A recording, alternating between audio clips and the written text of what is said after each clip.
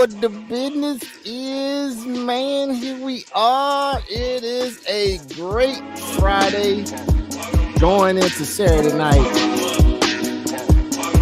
Yes, baby, we sitting here chilling. Got a lot to talk about. So here we are. I am the silver tongue resident trash talker, Sean Wildcat. Women involved, loving, devoted king, always triumphant. That's true. What's next? Who's next on the list? Who's up here? Come on, introduce yourselves, fella. Hey, this is Dragon Emperor, crypto guru, and your technological and analytical man. So if you're looking for some good investments to look into in the crypto space where everything is going anyway, might want to tune in a little bit more so that way you can be up to date on news and everything else. And I'm going to pass it off to Matt. He always sounds like he in a hallway somewhere. And I didn't What's even have up? the music on that loud. What's up, everybody? I am David Ruffin, and these all. No, I'm just joking. It's Max Powers. What's good, everybody? AKA 10 Freaky Girls, AKA Pillsbury Doughboy. How everybody doing tonight?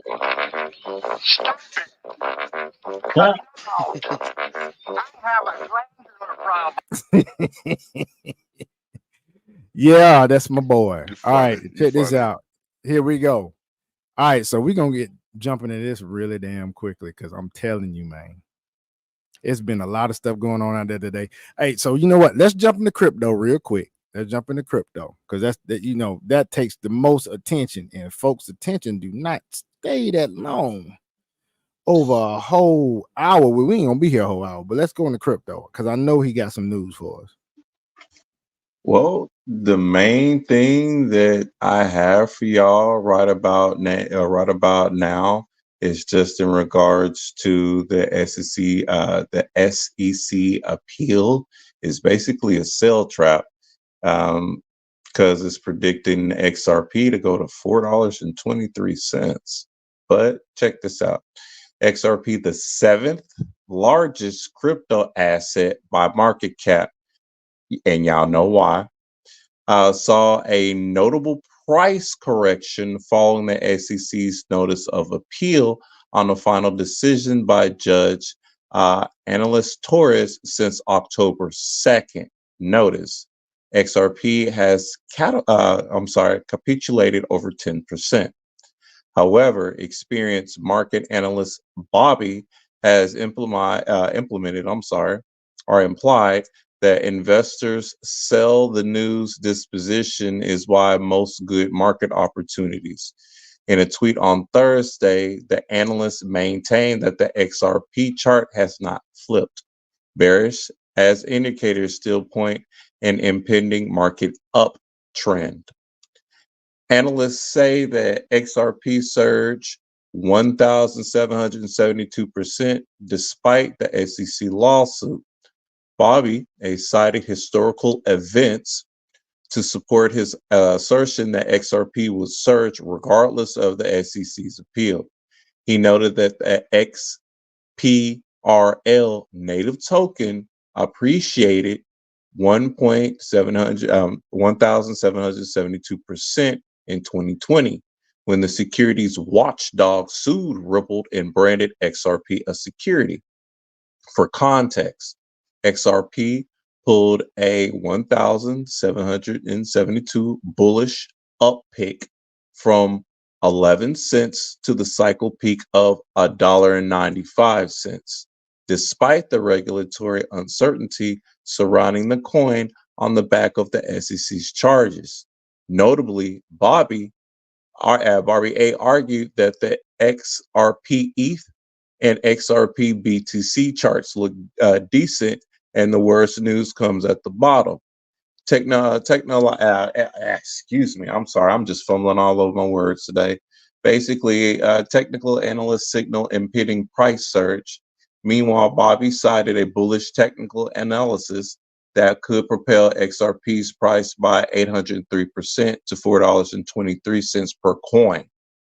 He shared a chart showing that XRP has been consolidating sideways in building and macro base since 2017, which that is true. XRP has been exponentially growing bit by bit and slowly.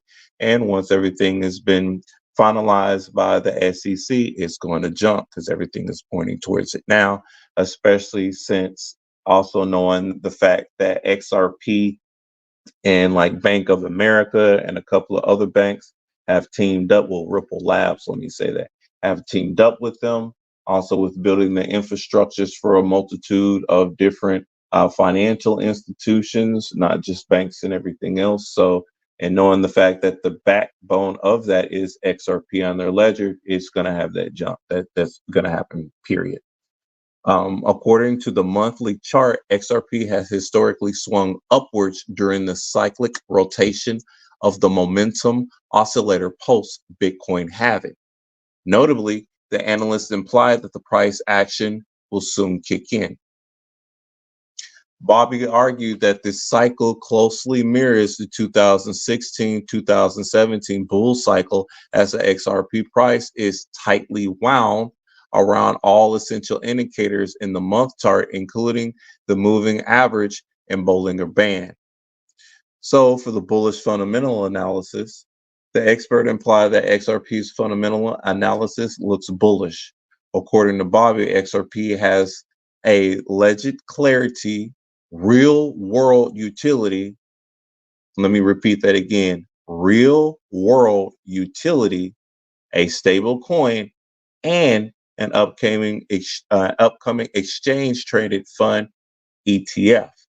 For context, Ripple CEO Brad Garlinghouse noted after the SEC filed a notice of appeal on Wednesday that XRP status as a non-security was not in contention. Garlinghouse stated that even the Wall Street regularly shares the same option. Furthermore, XRPL native token has been the center of transactional settlements carried out by Ripple.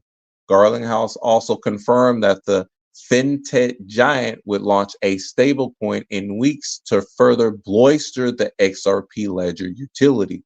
Also, XRP might be the next crypto asset after Bitcoin and Ethereum to have an exchange traded fund on October 2nd. An asset manager, Bitwise, filed for an XRP ETF with the SEC. Notably, Bobby stated that these bullish events could propel the XRP price by 103%. So, 2 days ago, they went ahead and filed for an XRP ETF with the Security Exchange Commission. Once that get passed, because the other stuff get passed, for those that are invested in XRP, you can see where that's fixing to go. Let me finish up real quick. In tandem with growing bullish sentiments around XRP, Bobby further noticed that Republican candidate Donald Trump's victory in the November elections could end the 4-year legal tussle between Ripple and the SEC. The analyst stated if Trump wins, the SEC chair, Gary Gensler, will resign, according to him. The resignation will usher in a new wave of regulatory clarity in the U.S. and in the SEC suppression of XRP price. Meanwhile, XRP traded at 52 cents at the press time, down 1.72 in the past 24 hours. But XRP is actually up a little bit now. So that's the news that I have in the crypto universe regarding the stable coin usage, real world usage, and how everything is really circulating around XRP right now on a multitude of grounds. Because once this thing really gets settled and everything spikes like how it's set to spike, those that have been invested in it thus far, they're going to be extremely happy. While people are focused on BS, you make sure that you get your finances together and everything else. So once everything is situated with whichever longevity holding tokens that you're having into, then you can focus on stuff like Diddy. All right, I end it there. Thank you, sir. Thank you, sir. So we're gonna switch into something real quick, man. We're just gonna do something really quick here. We're going to look at if you are out there in the sports nation, you know that some things happen on Thursday night. They say it's one of the best Thursday night NFL games that's been in a while. So really quick, we're gonna go ahead on and look at a couple of shorts, man, of this thrilling victory where the Atlanta Falcons in their house beat the Tampa Bay Buccaneers in a thriller because it was a comeback victory for Kirk Cousins and the Falcons. In other words, I'll just let this stuff here do the talking for me. Okay, that's what I'm gonna do. I'm gonna let this stuff here do all the talking for me.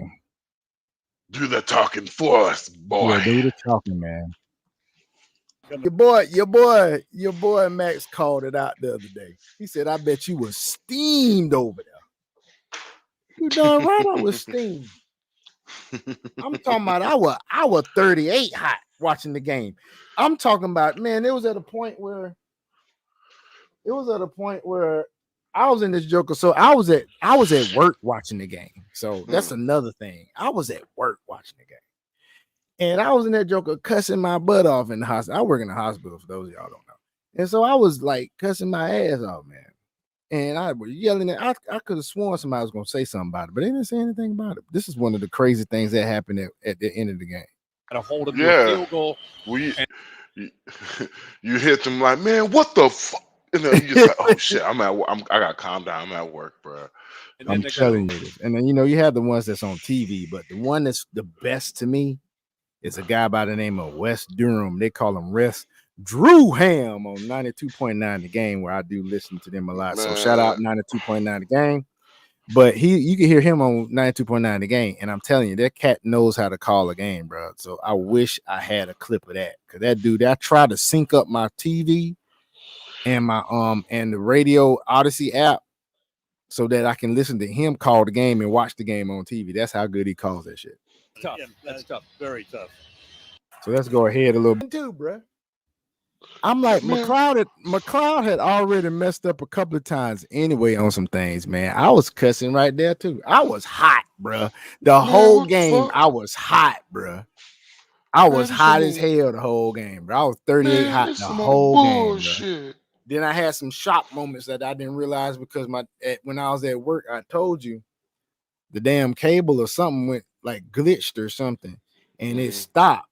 And I wasn't getting live action because it was frozen on the screen. When I went to go get on my Fubo app, it comes back on, and they're talking about Fubo, the Fubo app. Oh! I thought you said I get on that, app. and I see, and I get on that joker, right? And I see that it was a fumble, but I never saw that play.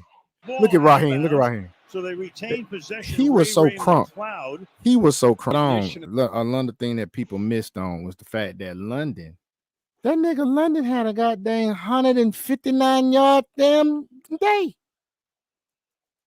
Looking like Ronnie White out there. I'm trying to tell you. Let me see the exact numbers this dude had, dude. Let me see the exact numbers this dude had, man. He was evaluated. Pull up the numbers. He was evaluated for injury for something. I don't know what's going on. Statistics. Drake London, wide receiver. Statistics. No, I'm looking for Tampa Bay. How do you do with Tampa Bay? This game, 12 receptions, 13 targets. Just 13 targets now. No, it's 32. My bad. 32 receptions. No, that's the regular season. Okay, his regular seasons, he's tied for second with 32 receptions. He's seventh with 354 yards. He's tied for fourth with 3 TDs, and he's 105th with 11.1 average. He's 6'4", 213 pounds. So he's like an inch, maybe half an inch taller than me.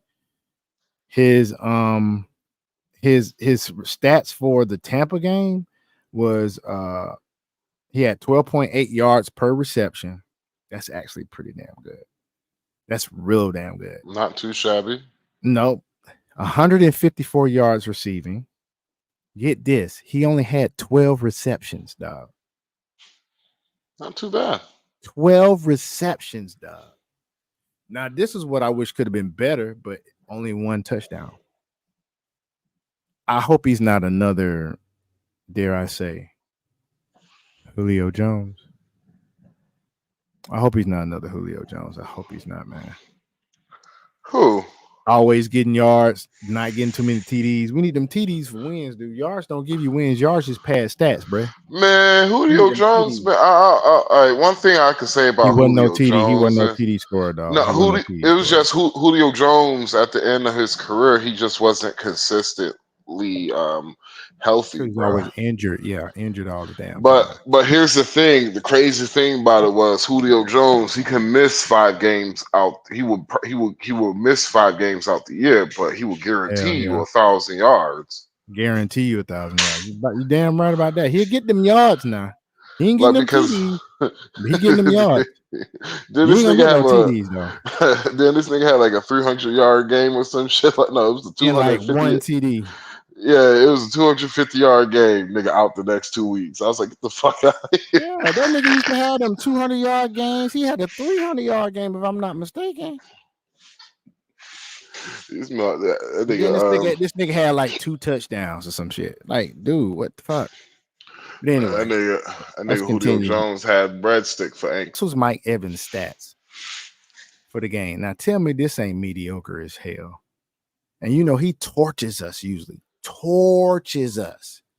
This might be another sign because, you know, I don't think he's going to play another year, dude.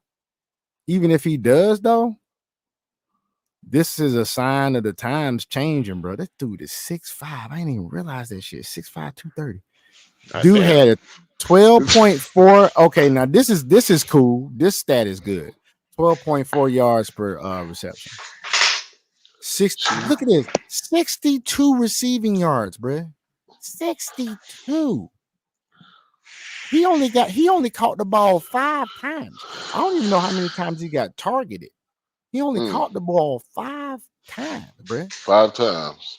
And he got 2 touchdowns, bro. But see, I don't mind. How many yards again? 62, bro. 62. Like, God, dog, they ain't use him at all. But see, that's the thing. Was he locked down or was he locked down? Because you did ×5 on the Ember app, and you might have made over 20,000 stats. Oh, I did predict. I did predict that they win. I just can't remember how much I predicted. But I'm gonna look at my app. I'm done. But hey, check it out though, man. Right here, dude, was when I was like, I got called into work yesterday. I was this close to buying a ticket and going. You could have been there. I'm trying to tell you, dude. I was like about around noon, maybe 1 o'clock.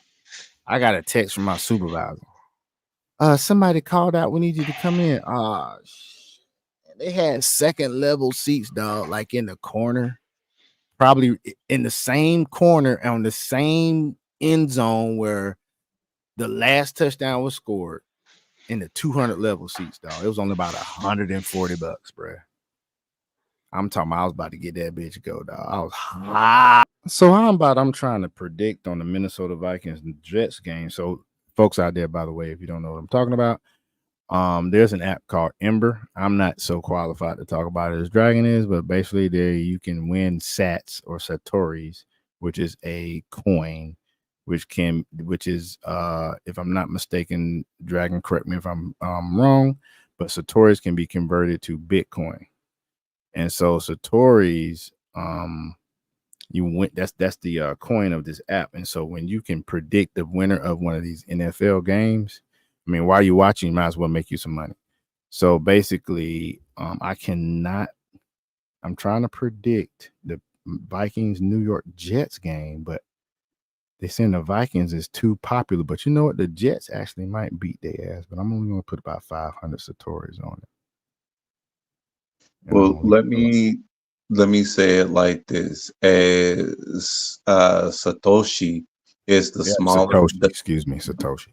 It's the smallest denomination of Bitcoin, equivalent to 100 millionth of a Bitcoin. The Satoshi was named after the Bitcoin's founders. So Basically, if you kind of look at it in a money sense, each Satoshi is a penny. Once you get up to Well, a certain number of them, that's when it starts equaling out to more. So basically, it's like a half a penny or so each Satoshi, and you lead it up to an equivalent amount of Bitcoin. And it also depends on how much Satoshi is paid out, depending on what application that you're using to equate the amount of Bitcoin of which you can accumulate over time. But you well, still did. You was right in your um, analysis of the Satoshi and what you're able to win on the app. Though. Appreciate you. Well, fellas, I am logging off. So, All right, folks, man. say All goodbye right. to Max Power, y'all. You guys have a good one, y'all. Later. So Peace, y'all. just to give you an example, 1,000 Satoshis is equal to 6 cents. Well, like 62 cents basically is each 1,000 Satoshi when you're looking at Satoshi to USD rates live. So once you get 1,000, that's basically 62 cents and so on and so forth. So when you calculate it up, you're like, okay, this is how much that I'm able to get. Or to like better state to you, like 1,000 USD is 1,725. Ball player, it was a classic. And you know, in HBCU's classics, it's like you could have a terrible season, but don't lose your classic. Like, especially if it's like, you know, your arch rival. Like, we got an arch rival, Albany State University, that's in Georgia too. They got the same colors as us, other than they got that ugly, dirty gray mixed in with that beautiful royal blue and old gold. And so we got the same colors other than that nasty gray. And so we're a little older than they are. We're rivals, man. We've been playing since 1895 is when, you know, Fort Valley State was founded.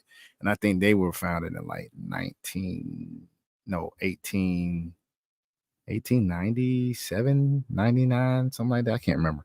But anyway, so it feels like that. Like my last game, man, we won against them in Columbus at the Classics, Fountain City Classic, and it felt like that, even though we didn't have a really good season that year.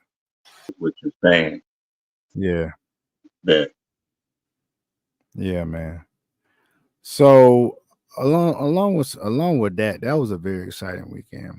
Very exciting weekend. And boy, I tell you, they even got a movie. They got a 2-minute movie. Look at this 2-minute movie that they got. This is crazy.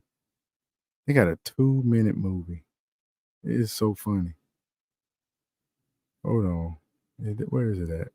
Here it is. A 2-minute movie.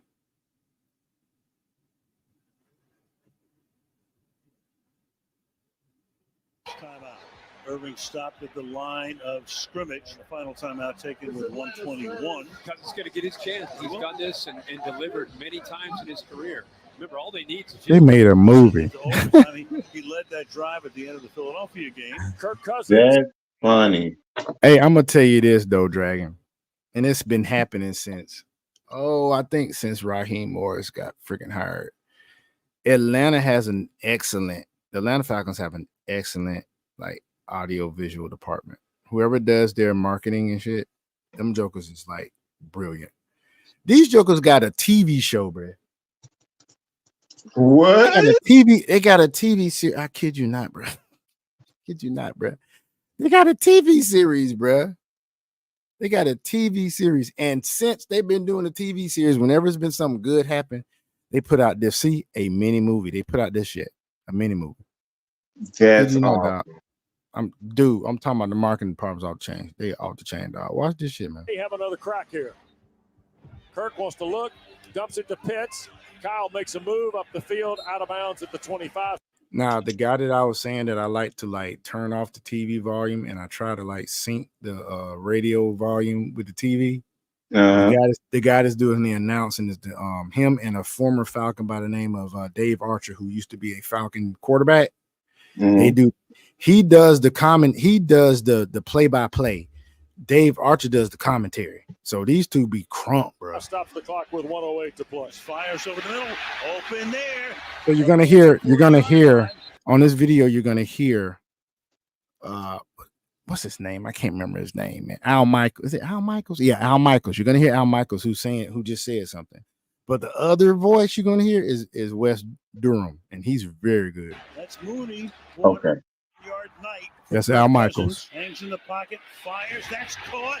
Trying to get out of bounds. The clock keeps running, and he has to spike it with 21 seconds. Who getting loose? So that's still Al Michaels. Still Al Michaels. Out of bounds. See, look at it, how they got the thing showing, man. 17 seconds. Freaking moving. Closer and closer to giving Koo a shot here. That's Kirk Herbstreit. In the pocket. Protection's great. That time it's McLeod. Good tight coverage. You make a quick throw, you get up to the ball, and you fire to the ground. You're looking at 5 that's to Kirk 8 Herbstreit. yards is all you need. So they're going to go over the middle to the 28-yard line. That's Drake London. Can they get it? Noozle up over the football. Wes Durham. This is Wes Durham. Spike it. They did it with 1 to go. Give the offense a lot of credit.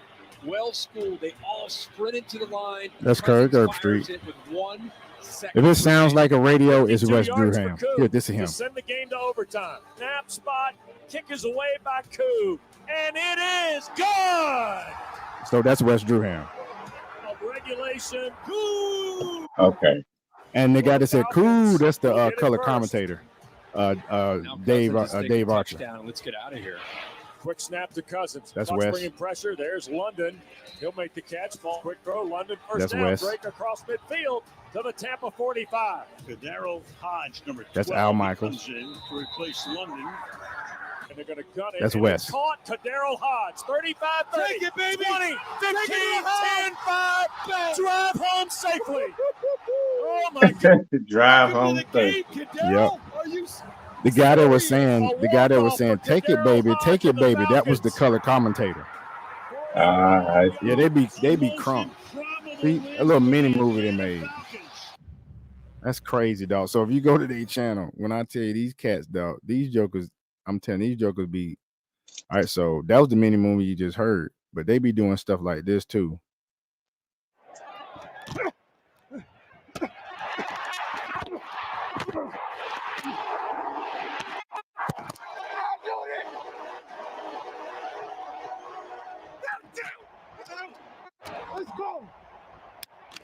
So they be putting these videos out.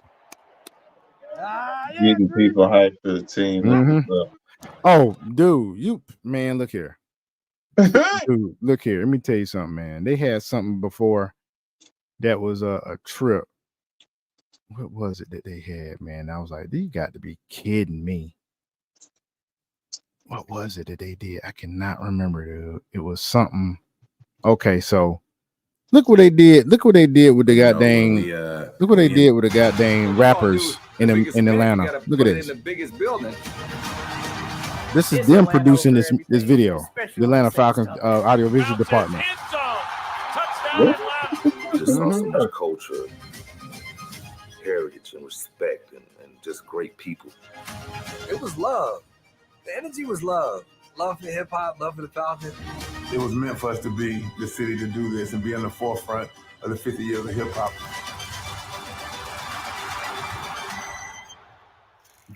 It's a lot of synergy in the building today. So basically, they celebrated the 50 years of hip hop in Atlanta at a folks, you know what I'm saying? It's like we got a demo tape and nobody want to hear it, but it's like this the South got something to say. That's all I got to say. Y'all gonna hear us. So basically, they did a 50 years of hip hop celebration at the Mercedes Benz as Andre with the 3000 Falcons. said, the South got something to say. But see, you don't. But here's the thing: you don't ever see this, and people don't get exposed to this because even though our market has a lot of people, we're not a highly publicized market. However, this year, I don't think it's a coincidence. We got 4 primetime games. Now everybody sees the hype in Atlanta. We weren't having primetime games. We weren't the only game on TV. We were the only game on TV the other night. Damn, okay. The week after, we were the only game on TV on a Sunday night. Yeah, that's speaking volumes too. And I think we got a Monday night football game coming up. Because the game we got this week is not a primetime game. We've already had 2 primetime games. So I think we got a Monday night and another Sunday night coming up. And that people will be here at 8:30. So you got all these guys. And seeing everybody, you just realize, like, man, I was so happy that I had a chance to take a picture with my boy Rico Wade, man. So yeah, people, this is basically they did Enrico Wade, this guy right here, he's one of the founding members of Organized Noise, which is a production group with Sleepy Brown, so happy. who basically what they did is they are the sound of Atlanta when it comes to hip hop. They did all the Outkast albums pretty much, except I think the last one. They did all the Goody Mob albums. They contributed to probably some of Jermaine Dupri and probably Bow Wow's albums that they put out when they was out. For sure, Anybody that came out, like especially somebody like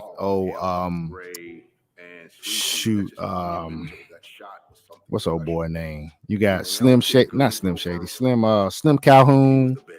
You got your boy anybody that came out of the Dungeon family. Rico Wade, baby, we gonna miss you. Dungeon family, Organized Noise. I'm telling you, everything that came out of Dungeon family, they touched, and it touched other stuff, people's stuff too. And we would bring them 130 artists. All of them had a number 50 jersey. Help flank them and get 2 lines, and the team would run through. Except T.I., because T.I. was performing. That's the amount of order that we want. We want them all in 50 Falcons jerseys. And everybody, their name on the park. Collie Park was in there. Everybody. If you're a producer, you're an artist, you're a hype man, it didn't matter. You was gonna be there if you were significant in hip hop culture in Atlanta. Because Sleepy Brown, even though he ain't put out but a few albums, but he was mostly producing. Like to go down there on that field, man, and then see the people cheering for him. Some of our founding fathers never really got that. Their contributions help get us to where we are right now. It will be nothing without the founding fathers of Atlanta hip hop. Nothing. They're jumping up and down. They've got their phones out. They're videoing. They're so excited, like they are. And if you didn't know, the official song of any Atlanta team, the official crunk song, crunk anthem of any Atlanta team is Swag Surfing. My favorite moment when we out in the field and the Falcons ran out. Bijan. And our favorite chant, just like you got them stupid Saints with the who that, ours is we ready. Come on, man. We ready. We always want to be on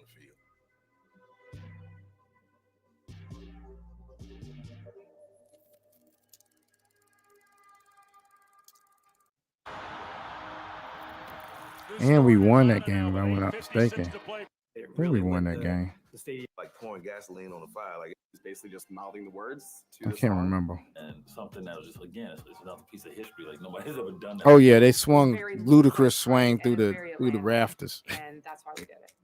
I think he was the halftime show that week. Welcome to the NFL playoffs. This is Larry Munson and the usual crew, and we are speaking to you, as I'm sure you realize, in the Superdome in New Orleans.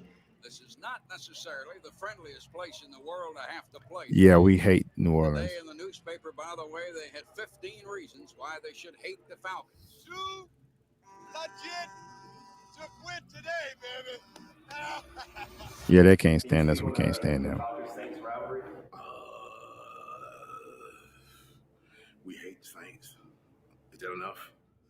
We really don't like the Yeah, Saints. we really don't like them. I'm gonna say to you one more time. If I wasn't very clear, I don't like Saints. Nope, don't like them. And we whooped that tail. And Atlanta will win. Come on now. It's our biggest rivalry. The Falcons-Aints rivalry is pretty intense situation. There is no big Notice he said the Aints. than us. Atlanta fans don't like Saints fans. Saints fans don't like Atlanta fans.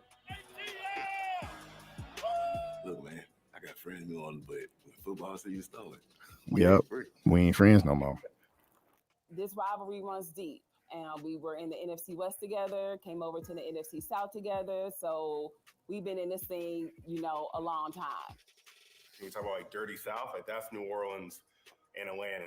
I mean, anytime the Saints are in town, it is energy on new levels. All right, I'm back. Yeah, man.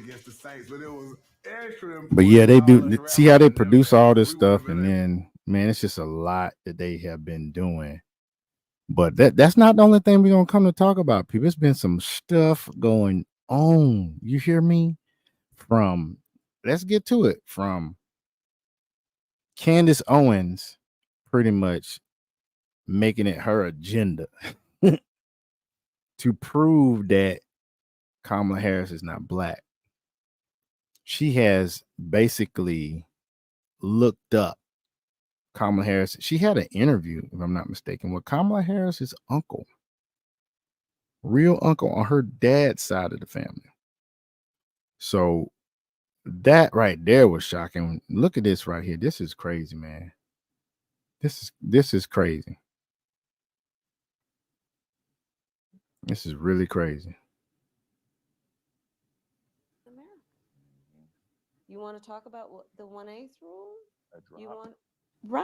You want to talk about what it means in terms of who you are perceived to be, and So, the like I impact that said, can have on Candace the rest Owens of your life, has been regardless of who basically you actually are taking in it terms of upon your herself God-given capacity and the rights to that you research this have and stuff. should have. So, I don't mess with that. I think that's We're not gonna watch this whole. We're not gonna watch the whole They thing. got some issues. They got to deal with it. What you said, Dragon? I said, oh, that's gonna be good then. Oh man.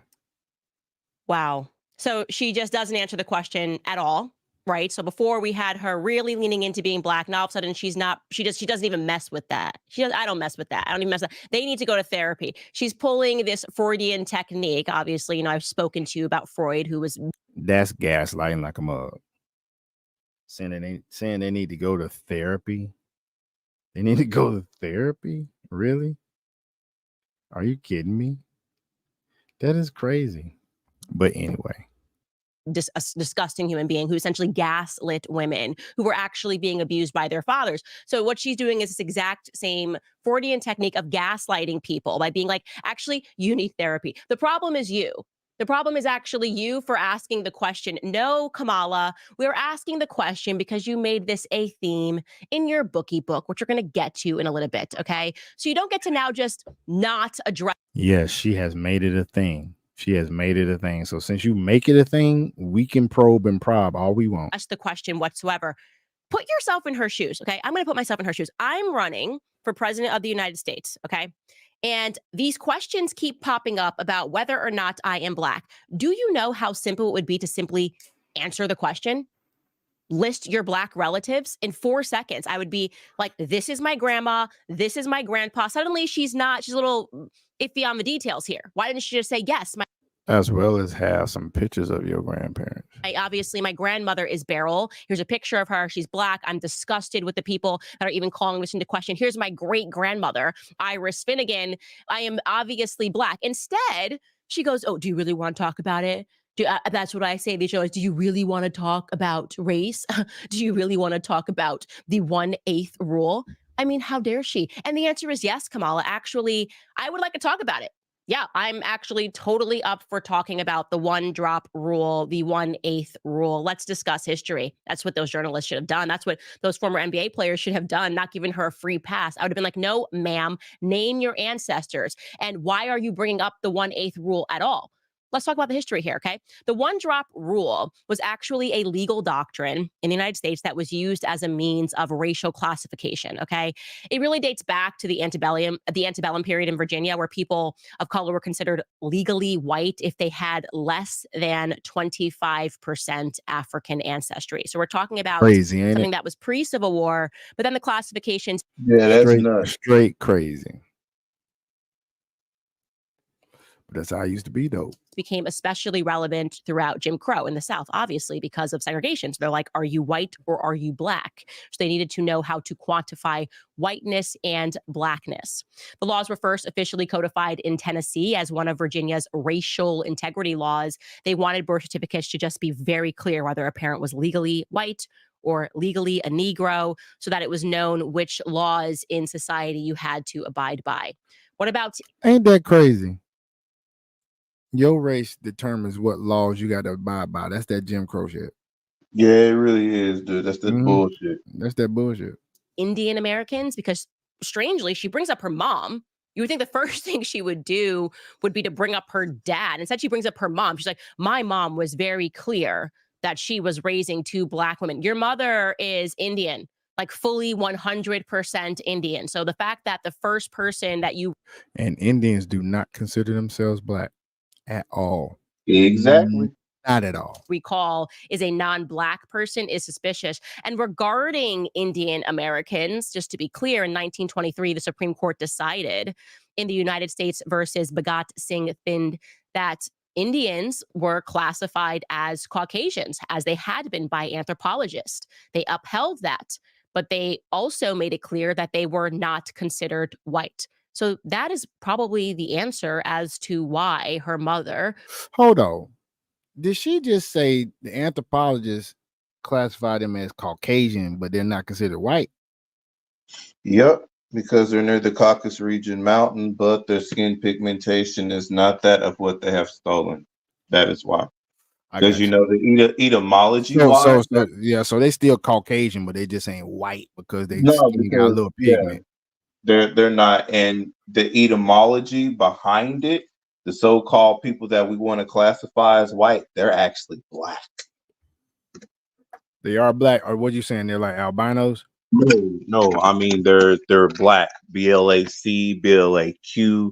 They just added the K at the end and threw that context on us, because when you look up Black nobility over there, like in Europe and a couple of other places, they come in. They changed it along the lines when Merriam had bought Webster's dictionary. He changed it over there. Then when you go back to Webster's dictionary, like in the 1700s, and go back further from that, that is to where you'll see to where they were the ones that was classified as Black, just like the Black slaves that they quote unquote brought over here and everything else, like the very first ones. Those were the whites that they had got from over there.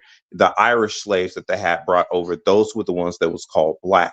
Just like the slang that we use originally came from them, from the people from the ghettos over there in the UK and everything else. We got that language from them because it was the lower class ones that was teaching us how to even speak their language in the beginning. Because remember, at first, they didn't want us to read and write like how the upper classes were, but we had the lingo of the lower classes. And then they started spreading that about. So your ratchetness and your ghetto-ness that is actually within our communities actually came from them.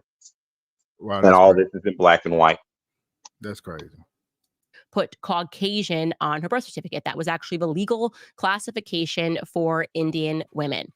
Now, also regarding this one drop rule, Kamala Harris was never subject to it ever in her entire lifetime. She was born in California. Just to be clear, that was the very first state to end segregation, and they did that back in 1947. So they did it 7 years before the Supreme Court decision of Brown versus Education, which federalized desegregating all of the schools.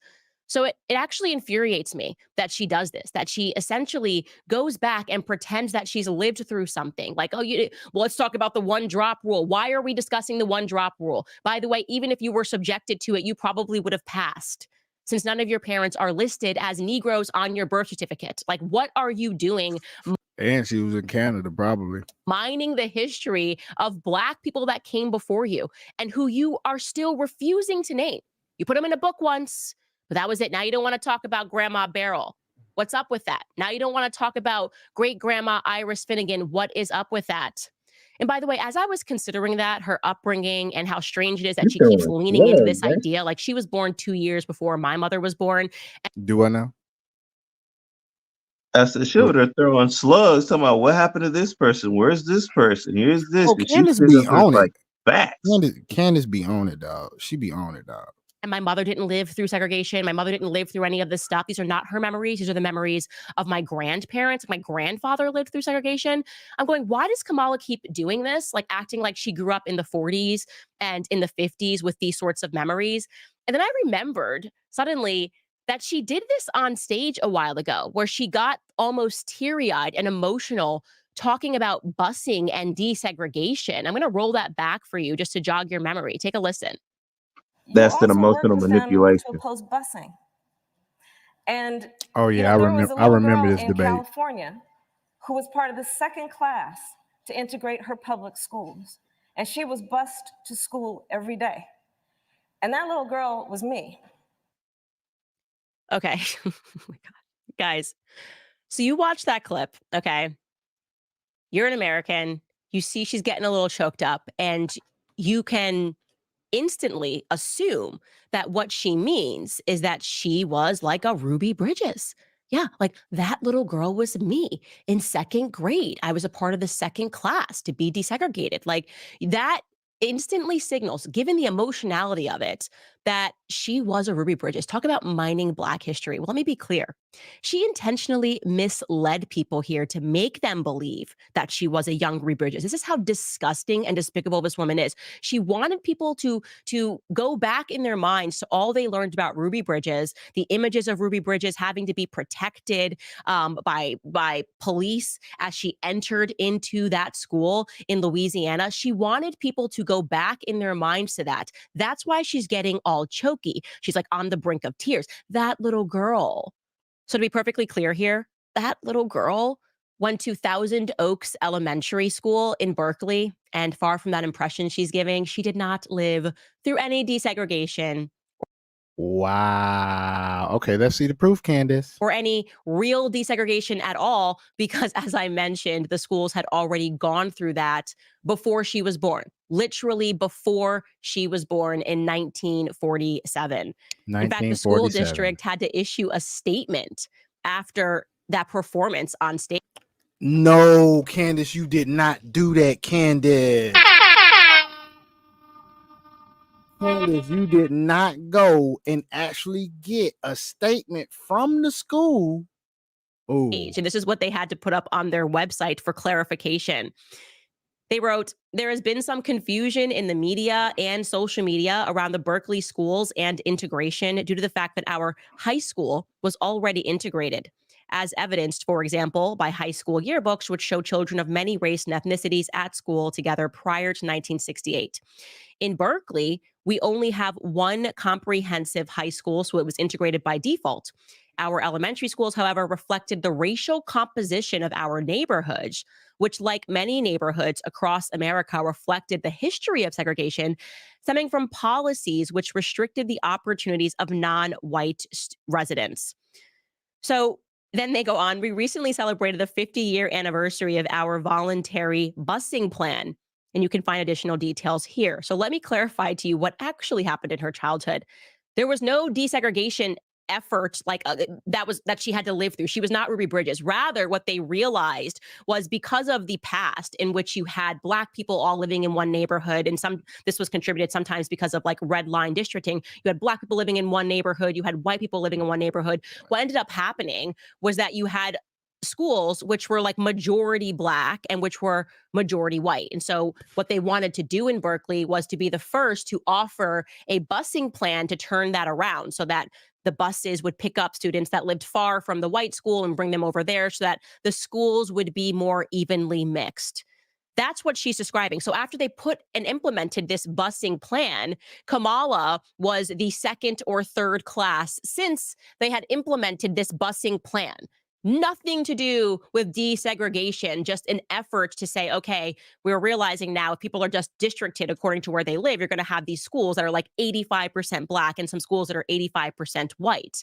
That's what it is. So just thinking about the emotionality and how tricky she's being here, again, trying to allude to like some Ruby Bridges scenario, really makes me angry. It is just so unacceptable. I just can't stand this fraud.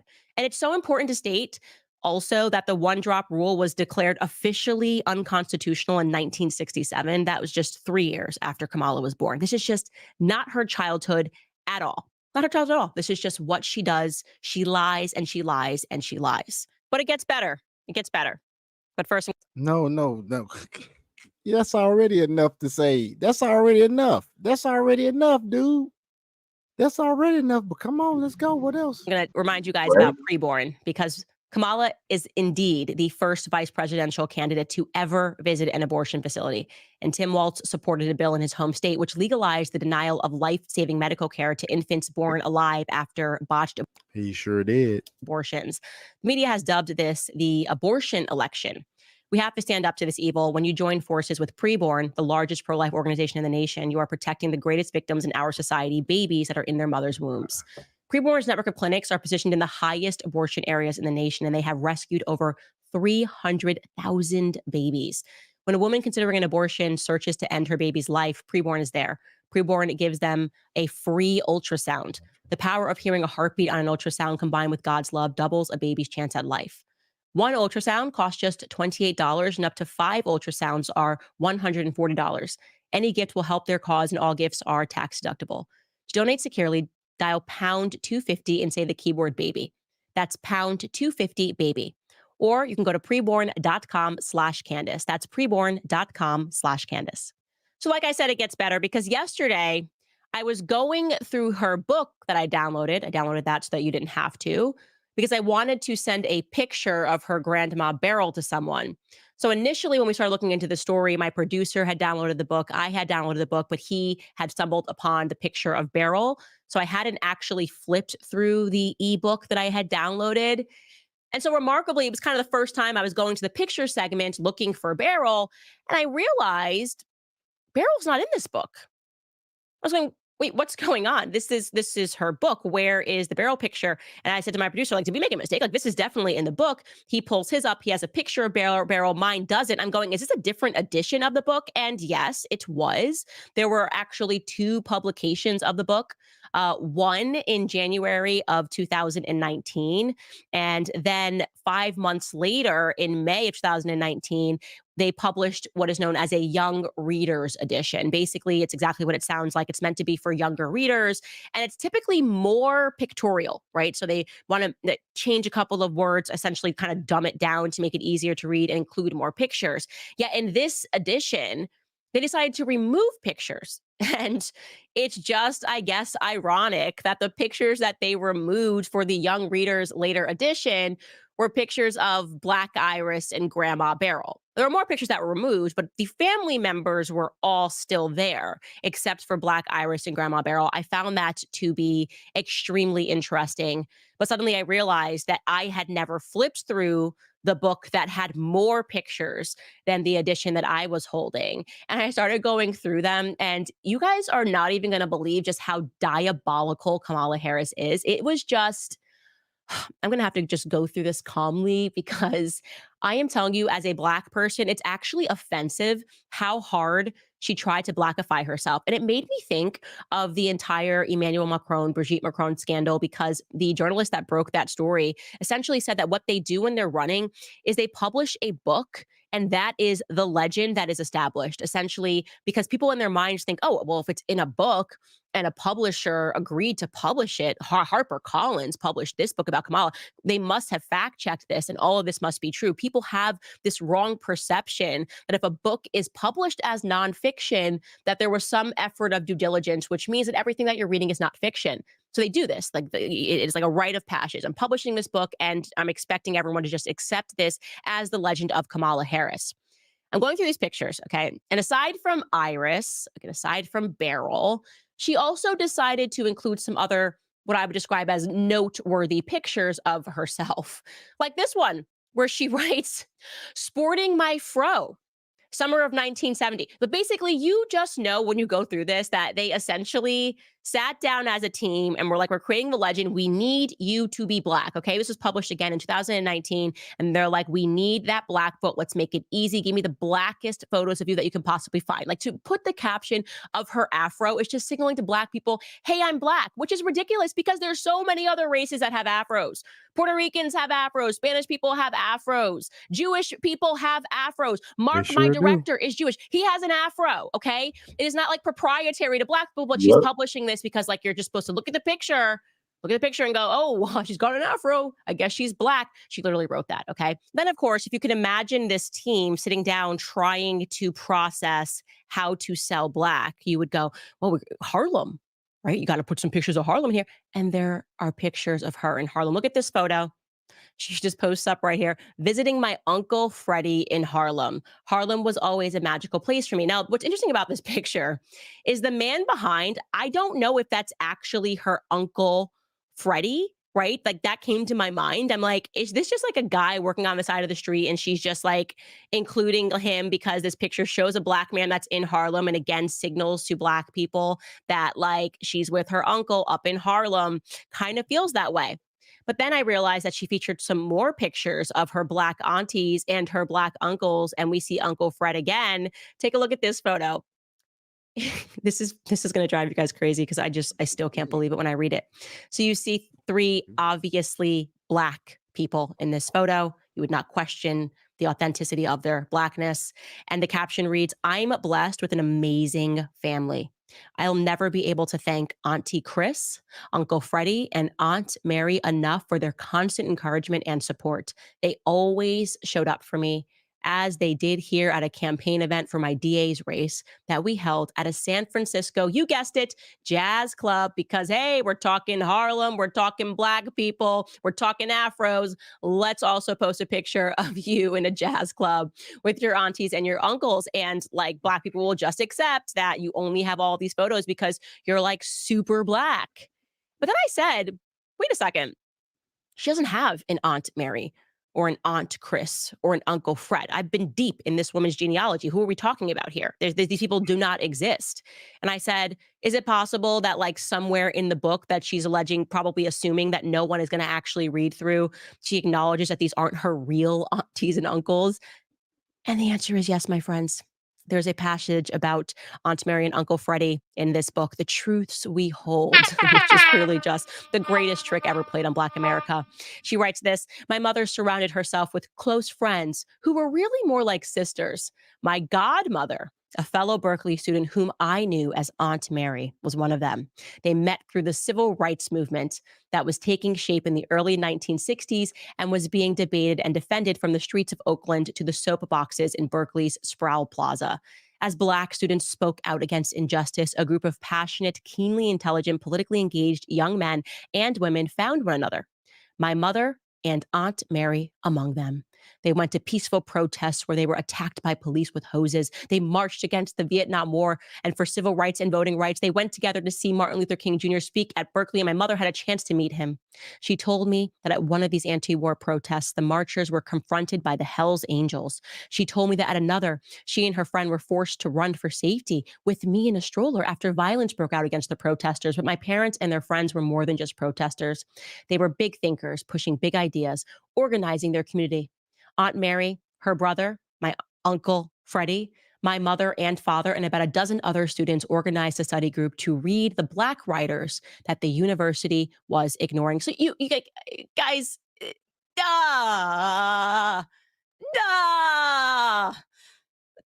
what can I say here?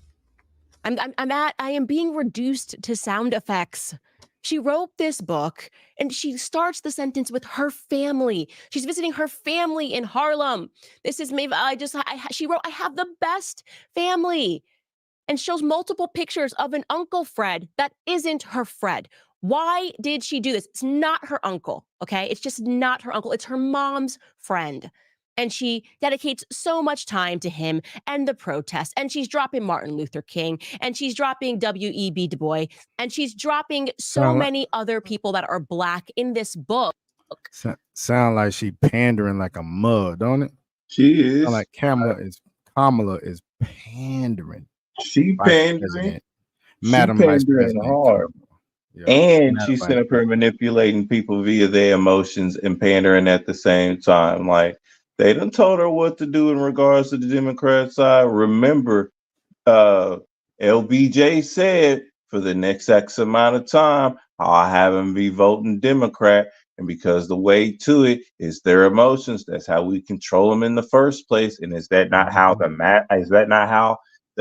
those individuals are controlled like that? Is their emotions easily can get into the emotions real quick, trigger them, make them think along this lines. Easy, bro. Easy. Right. Damn right.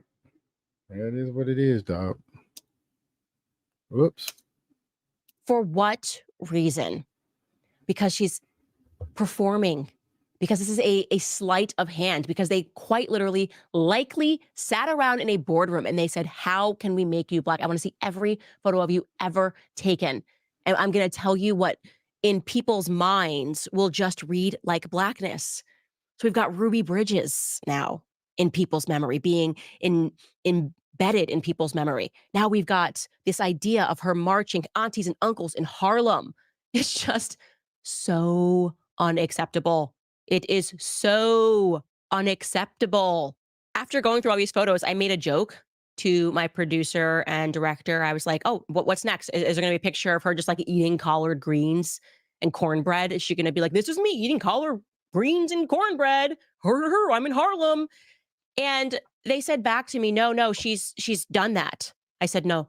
I said, shut up. That's not true. She's not done that. There's no way. They said, yeah, no, there are clips of her speaking about collard greens. I said, I cannot believe this. Produce me. They actually got her with, yeah. And they did. Here it is. Yeah. I have a friend who had a Christmas party, Christmas Eve every year, and she asked me to make the greens for a party every year. And I am not lying to you that I would make so many greens that I'd need to wash them in the bathtub. I'm telling you the Ain't no truth. black person watching no greens in no bathtub. Ain't no fucking way. Bacon. No fucking I way. do bacon. Garlic. I put white vinegar. I do. So I start. Indians I don't slice up eat bacon. my garlic. Well, Nope. but no, first I chop up the bacon. So right there, and get all that fat going. I know Then her put mom. I garlic, know her mom ain't got them some taught her chili to damn cook no bacon, nigga. and then a lot No. of water. And Ain't a little no way, sauce, ain't no way and I in let it go hell. for a while. Ain't no way in hell. Cause even if her daddy was totally black, they both practice Hinduism. Yep, and they Mama don't eat and her- meat. They do not eat that shit. Nope. Before I put the greens in. And then, right, so you get that going and all that flavor. And then I put the greens in for a couple hours. Then I do vinegar. And then I cheat and do a little Tabasco. No, that's okay. Yeah, My but grandmother- Tabasco of all, like I like Louisiana hot sauce, but Tabasco has that right amount Service. of vinegar. Okay. Yeah. Okay. And that's Well, how I I ain't do paying my it greens. then. I see why you get invited every year. And she brought it up again at another event. Take a listen. All right, Marlon. So I know how to make a mean pot of greens. In fact, people used to ask me to Oh, make Lord. greens for them for Christmas. One year, I had so many that I had to wash that we ended up washing them in the bathtub. So I am not you playing have to- around. She said we wind up washing them in America, the listen to me. I'm bathtub, but speaking then directly. beforehand she made a statement to where she didn't in the bath. Yeah, so you caught that right there. I'm glad she ran both them clips back to back like that because she just lied that To you, fast. because She I am lied her not ass playing off. around either. If I catch you voting for this woman, I'm going to haunt you. I'm going to haunt you in your dreams. There will be nowhere that you can go. I will not. God dang, Candace. God dang. Candace, I'm gonna haunt you. You bet not vote for this woman. You bet not vote for her. I mean, you know the idiots are This is going just- to though. Yeah, it's just certain people. It does. I mean, just like when Trump ran the first time. Was it the first? Yeah, was the first time? It Yeah, was when first Trump, time. No, when Trump ran yeah, because he ran for president first time, he won, and then he ran and he got beat, right? Yep. Okay, so not the first time, not the second time ran, but the first time he ran, I think. And me being a Democrat at that point in time back then, I thought Republicans was like how Democrats are acting now when it comes to the voters, which is they just blindly stupid as shit. Like they are really stupid as hell. And I think it has progressed in that because there's another clip I want to show where it talks about MSNBC, and actually MSNBC is actually just basically the mouth of the fucking Democratic Republic. It is. Democratic party. Because of that one lady that was doing some undercover work, and old dude was drinking that wine, and you know how you can, that shit make you talk. So he, oh yeah, it's like, yep. So if you got that, go ahead and play it so that way I think I got it. because they need to see that crap. Yeah, But let this roll too, though. Okay. See, this is good data for people. Yeah. We have to come together. At some point in society, we have to come together to declare this unacceptable. Like, I don't care where you sit on the spectrum. This is the most not okay thing that I have ever seen in the history of politics. This is how she's shoring up Black votes. She's going around talking about collard greens, putting in fake pictures of her uncles and aunties that are Black, while conveniently ignoring all of her aunties and uncles that are white. And people are just eating this up. Eating this up. Let me find that woman that was going, okay, to all that vinegar put into her call. Okay, let me find her. I'm gonna haunt her. I promise you that. But of course, guys, let's get to me speaking to Yeah, Candace can get silly, man. her Yeah, I see. uncle, because that actually happened. Like I promised you yesterday. I said I had a phone call. I was trying to wait for it to happen yesterday. Well, it happened last night. Part one of our phone call happened last night. We briefly spoke on the phone, I would say for about 10 minutes. And I first want to say just how much I liked this guy. I just had a feel like, okay, I'll be honest. I have a Caribbean bias. My former producer made it very clear to me that I have a Caribbean bias because she'd pitch me stories or like say like Rihanna did this. And I'd be like, I'm not going to say anything bad about Rihanna, or like Nicki Minaj. And she's like, but I have a Caribbean bias. This guy's got a Caribbean accent. My grandma had a very thick St. Tomian accent. So it was just like, I could sense his Caribbean calm. I can't explain to you.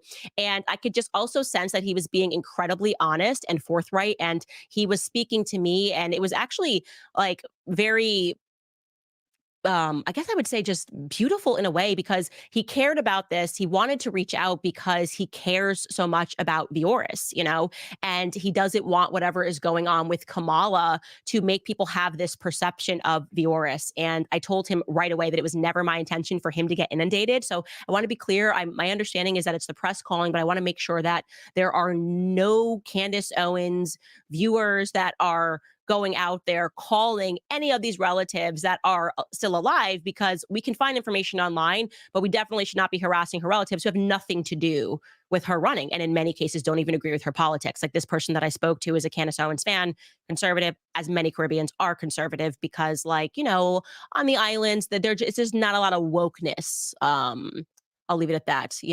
Why are you gay kind of a vibe going on. You are gay. It's a little bit more of like an island vibe. Anyways, I just said to him, look, we're just trying. Not Candace with the fake.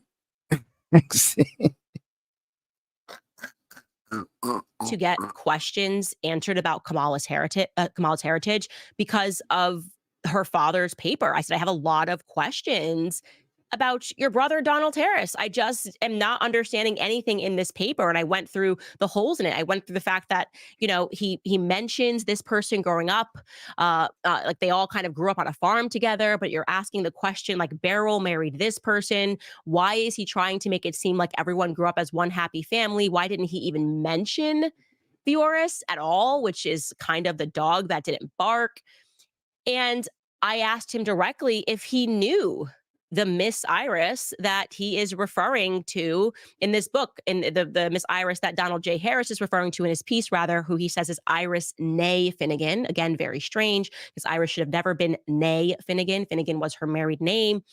And he said, I can't answer that. I don't know that name. I want to be very clear. He has a relationship with Donald. He is close with Donald. They grew up together. He considers Donald his full brother. He has no idea who Miss Iris Finnegan is. This is Donald's brother that we're talking about. So I said, okay, that's of course of some interest to me. I asked him why it is that he's even then mentioning this Miss Iris. And he told me that he wanted to clarify something which was of most importance to me. He wanted me to know that before Vioris and Oscar Harris got married, Oscar Harris already had 3 children. Okay. One of them being Donald. Now, to be clear, he is younger than Donald, a lot younger than Donald. So he wouldn't know much about if there was some family secret. He would not be aware of it. But to the best of his knowledge, like this is what he was told, that they had 3 children before Vioris and Oscar got married. And I asked him, quite frankly, if he knew or heard of Beryl. He told me he does not know Beryl. Instant red flag to me. I'm like, what do you mean? Like, how do you not know if you have a half sibling that you are close to and have been close to your whole life? How do you not know who their mom is? He said, I don't know who his mother is. You don't know who Donald Harris's mom is. The woman who started this entire thing, Beryl Finnegan, the person who just flagged me as weird. Something is not right here. We now know that The Donald wrong Harris's one, brother does dude. not know him. Okay. Like I said, he said That's that the Oscar Harris had wrong 3 one. children before he married Bioris. He mentioned that Donald was very close to them. He also said that Oscar Harris's children all had businesses. That Donald, when he was coming up, Donald was in university. They kept very close to him. He said that Donald has always been very, very private, and he doesn't like publicity. And I find that to be very interesting. But what people, yeah, sure, there are some people who are exceedingly private, and there are some people who are exceedingly private because they have something to hide. And I, again, do not feel that Donald Harris was telling the truth about his upbringing. I think he gave some truths and kind of made it very murky in his Jamaican heritage piece, but some things that were objectively proven to be untrue. He told me that Kamala definitively knows Bioris, that he also knows her.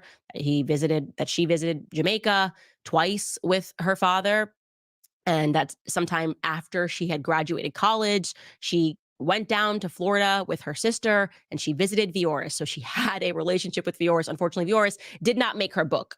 And I think we know why Bioris did not make her book. Now, I have no reason not to believe the person that I spoke to. I just felt that he was being very authentic and he was there to simply clarify some things and that he didn't know the answers to some things. He authentically didn't know. And if he is telling me something that is not correct, then the reason why those things are not correct is not because he's trying to lie, but it's because he is not aware of them. So it leads us This is getting juicy. again to more questions about Donald Harris. It really Who is is. this guy? Who is his mother? Where is Beryl? Okay. Where is Iris Finnegan? Why won't Kamala, who felt so, I guess, close enough to Beryl and Iris to include them in their book, why won't she even mention them as an easy way to debunk what is being said? Why is she even mentioning the 1/8 rule? What are you talking about, Kamala? If you're telling us that your grandmother is Beryl, she looks pretty black to us, like that would make you more than 1/8 black. What's going on here? Why are we getting all iffy on the details? I mean, you do have to wonder, man. It's like it's too much stuff that just sounds too weird. Like, and a lot of things she says, not just about her family, man. Just when she was talking about how she was against fracking and now she with for fracking, it's just like she be flip-flopping like a mug. And if you haven't noticed, a lot of that's been going on. And I didn't really realize that the last 12 out of 16 years, Democrats been president. So it's about time for, it's about time for some Republican taste up in the We've got a damn couple White of House. lingering questions Yep. here, and I'll tell you what we are starting to think about. But first, I want to remind you to drink coffee because we are not letting go of the story. You're going to need a lot of coffee. If you're going to drink a coffee, it should be 7 Weeks Coffee because it is America's pro-life coffee company on a mission to fund the pro-life movement, 1 cup of coffee at a time. And why are they called 7 Weeks Coffee? Because at 7 weeks, a baby is the size of a coffee bean, and it's the same time a heartbeat is clearly detected on an ultrasound. That's why they donate 10% of every sale to support pregnancy care centers across the country. They have raised over $500,000 for these centers and have saved over 5,000 lives by providing them free ultrasounds and other resources to moms in need. Now I'm going to tell you about the coffee because I'm very picky about what I put into my body. It's mold-free, pesticide-free, it's shade-grown, it's low acid, and it's organically farmed. It truly checks all the boxes. So exclusively for my listeners, go to 7weekscoffee.com and use code Candace for up to 25% off your order. Remember, your order will directly help support a network of over 900 pro-life organizations across the U.S. That's 7weekscoffee.com and use code Candace for up to 25% off your order. Okay, now let's get into some other leads. So we have a couple of interesting things that are happening, some things that we are exploring. Someone has found, okay, and this is, by the way, we'd be in conspiracy land. We got nothing more than like a visual. And I can say by the visual, this woman does look like the Beryl that is pictured with Kamala that I said looks like a 60-year-old woman. I'll show you the photo right here. Okay, so somebody came across a woman who has the same name, Beryl, who is still alive, very, very, very old. Now, this woman is not at all related to Kamala, judging by who her son is and doing that sort of a thing. She's not related to Kamala, But again, she has that same name. She's still alive, and we have confirmed that she is from that same town, that same place, Brownstown, Jamaica. So we know she would have been there at the same time. And like I said, she resembles the person that Kamala is trying to pass off as her grandma. Could this be the help? Could this be a woman that they just took a picture with? We're going to explore that lead, but first, a bigger lead. Now I can just send all of you guys to hunt and figure things out. By the way, I'm depressed because next week I'm on vacation, which means that we're going to have to stop this. Like tomorrow will be the last day of the investigation before we have to pause for a week and come back after Columbus Day. But anyways, here is something that you guys can help with. So remember in Donald J. Harris's piece, he mentioned only a sister, despite the fact that he has like at least 5 other siblings. He only mentioned Enid Maud Harris. He just calls her Enid. We were able to find her because one of you guys sent us a file, and it is confirmed that Enid is the sister that Donald Harris had, which predates his Oscar Harris's marriage to Vioris. And it turns out that she is just a half sister. We were able to determine this because we found her marriage certificate where both of her parents' names are listed. I'm going to show that to you right now so you can see that Enid Maud Harris got married at St. Peter's Church. This was in New York, and that she married a man named Hugh Ashton Watts. Okay. You can see listed under her parents, we have Oscar Joseph Harris, and we also have Perline Curry.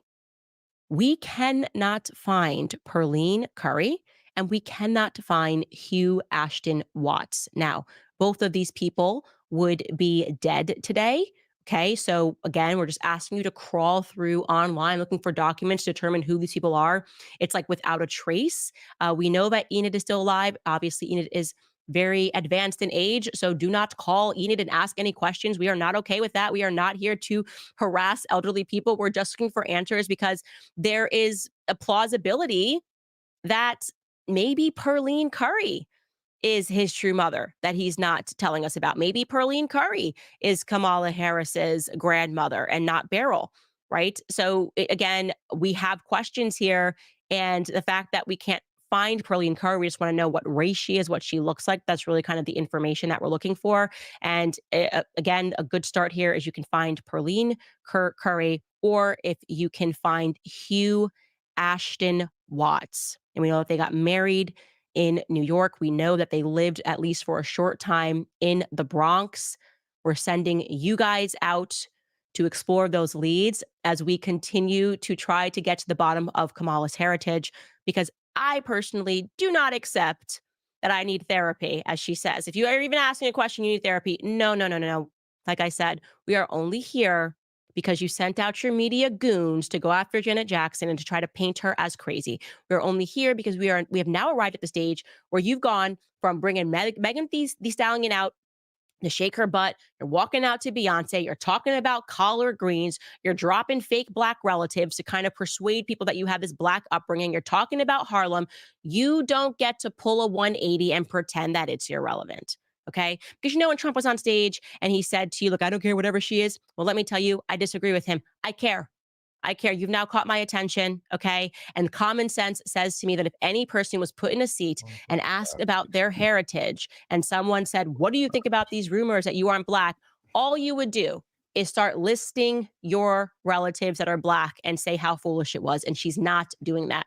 She's instead running Operation Gaslighting. And you know what? Shame on those people. Shame on Matt Barnes for not pushing her. Put her feet to the fire. You don't get to just mine Black history and Black pain to try to present yourself as the first Black female presidential candidate. It doesn't work like this. It's completely unacceptable. Nobody would have cared if you ran and you said, I am Indian Irish. Not a single soul would have cared. Okay? You did this. And we're not going to let it go because nobody messes with Janet Jackson. All right, guys, before we get into your comments, I want to remind you that this episode is sponsored by Nimi Skin. She tripped me out talking about some nobody mess with that. Boy, I'm trying to tell you, boy, that's what was so fun about that whole thing right there, man. And I'm telling you, man, the daggum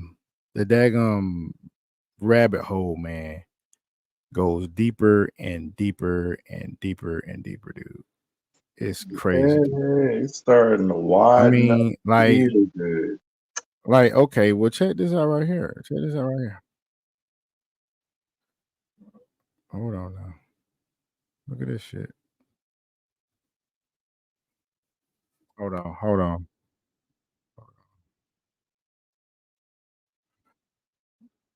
You want to talk about these jokers be giving it to her ass, boy. Watch this right here. Watch this shit right here, man. Watch this shit. Friends. My best friend from kindergarten is still one of my best friends. That's crazy. Right? Stacy Johnson. Yeah, that's dope. Hey, I'm gonna hey, check this out. There was a jump cut right there that Melanie King is gonna talk about if we get to it. Dude, watch how he was looking a certain way when she talked about her friend Stacy Johnson, and then all of a sudden you saw him smiling, but you saw him rolling his eyes before that. Watch how it jump cuts on your ass. Watch this shit. All right. Watch this shit. I wish I could play it slower. Can't remember how to play it slower. Friends. My best friend from kindergarten is still one of my best friends. That's crazy. You see? Then you see that. You see that jump cut? Yeah. You saw the jump cut? I see it. Hold on now. God dang it. It take a small little touch. There we go. Watch this. Friends. My best friend from kindergarten is still one of my best friends. That's crazy. See how you looking? Yeah. See how you looking? Okay, now watch. Yeah. Stacy Johnson. Yeah. Because in editing, all you got to do really is you got different camera angles, right? And also you can strip the audio off of and folks, if you wonder how does he know that? Okay, so I went to audio production school for my bachelor's in audio production. I did not finish my bachelor's in it, but I already had 2 other bachelors anyway before then. And then I ended up getting a master's after that. So I am very smart. Anyway. Okay, so check this out. So I was in audio production school, but I had a class where we actually learn how to video edit, and I can actually do my own video editing. Even though you've all have seen nothing but live shows on this channel, there will be edited shows that will be putting out on my channel, World of Sean Wildcat. And if we need to do some stuff for the podcast, I will do that too, because I can edit videos. But anyway, that's neither here nor there. What I was bringing up was the fact that there is a jump cut. And basically, when you are editing your videos, you can separate your audio from your video, and you can make your audio play whenever you want to. And it can either match up with a scene or not. But in this scene, you're going to see him smiling, and you're going to hear her talking in the background. Since she's not on camera, it does not matter what part of the video you're showing. It's going to just show his reaction to whatever she's saying. You're You know what I'm right. saying? Yes. You can, with editing, you can be very tricky in how you can make something seem to be what it really isn't. You know what I'm saying? So watch this again. Friends. My best friend from kindergarten is still one of my best friends. That's crazy. Right? See? Okay. So he said, that's crazy, right? Then you see him smiling. If you haven't noticed, there are 2 camera angles. There are 3 camera shots in this first 11 seconds of filming. You have this is camera that is placed in the probably on stage left. Stage left. I'm sorry. When you're on stage, it's opposite. This camera is facing this camera is on the same direction as stage right, but it's looking to her from her from our left. You feel what I'm saying?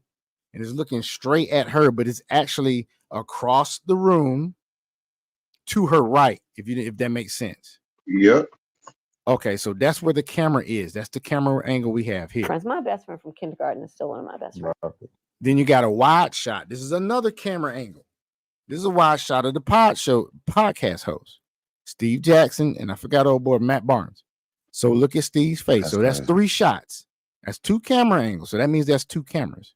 Right. Then you have that's probably either the same camera or either a camera that is zoomed in, because they are a big enough production Well, I'm pretty sure they got more than 2 cameras.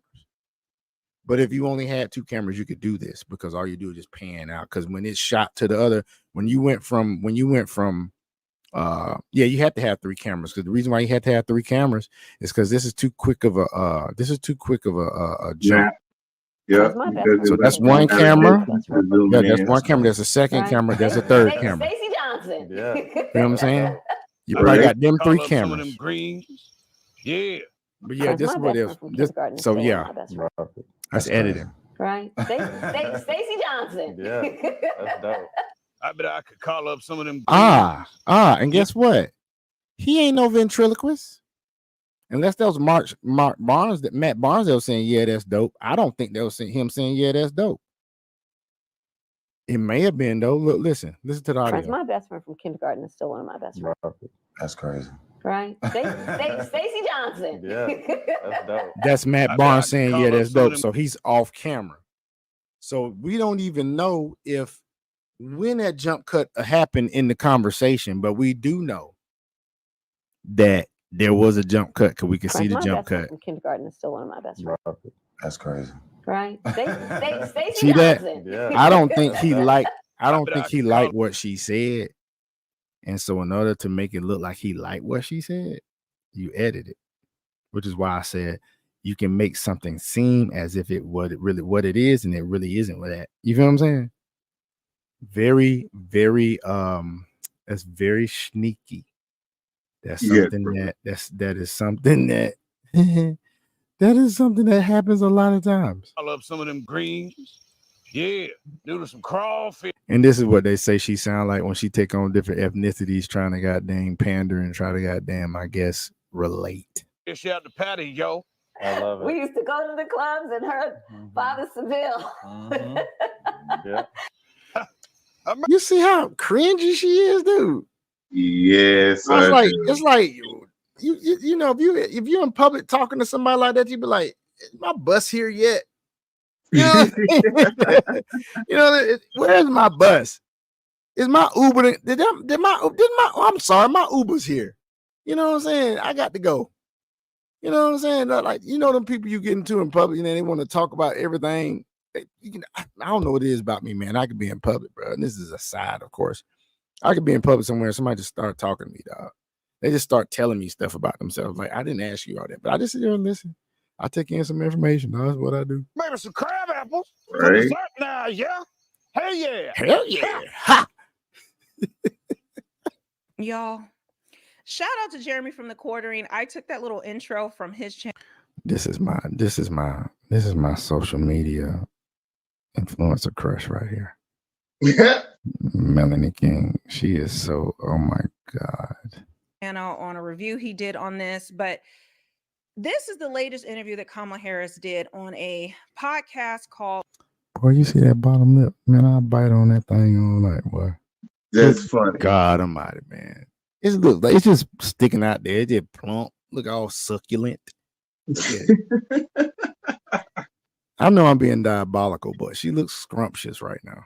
You good, bro? All I can say, she looks very scrumptious. She looks delectable. For real, seriously. All the Smoke with two former NBA players, Matt Barnes and I think Steven Jackson. Skin all creamy, caramel looking. Look, oh my God. And it is really cringe. I don't know what else. Ain't nothing like a nice melanated woman, boy, I tell you. Ain't nothing like a boy, I'm telling you. What other way to explain it? It's just really bad. And not only that, it barely got views. It has 243,000 views. And then look at the like to dislike ratio, 15,000 likes and 30,000 dislikes. Now we're going to go through a couple clips. I'm not going to make you sit through this. I could not sit through it. I tried to watch it. It was just cringe. Her laughing every minute. None of the questions answered directly. Some long story that's an emotional plea. Grew up middle class. If I hear that again, I'm just she jabbing in the damn stomach, bruh. Gonna throw up in my mouth. I don't know who came up with that for her campaign, but y'all are gonna have to delete all that and start over. No one wants to hear it anymore.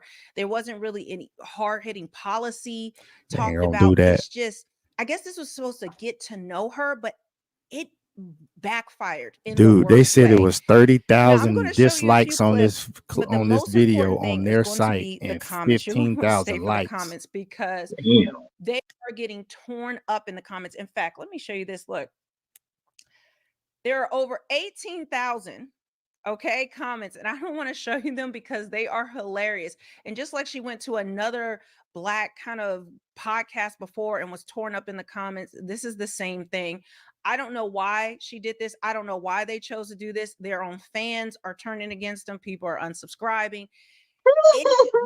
And even people who are not like pro-Trump or Republican, people who are just independent or people who are Democrats, they were very upset about this entire interview.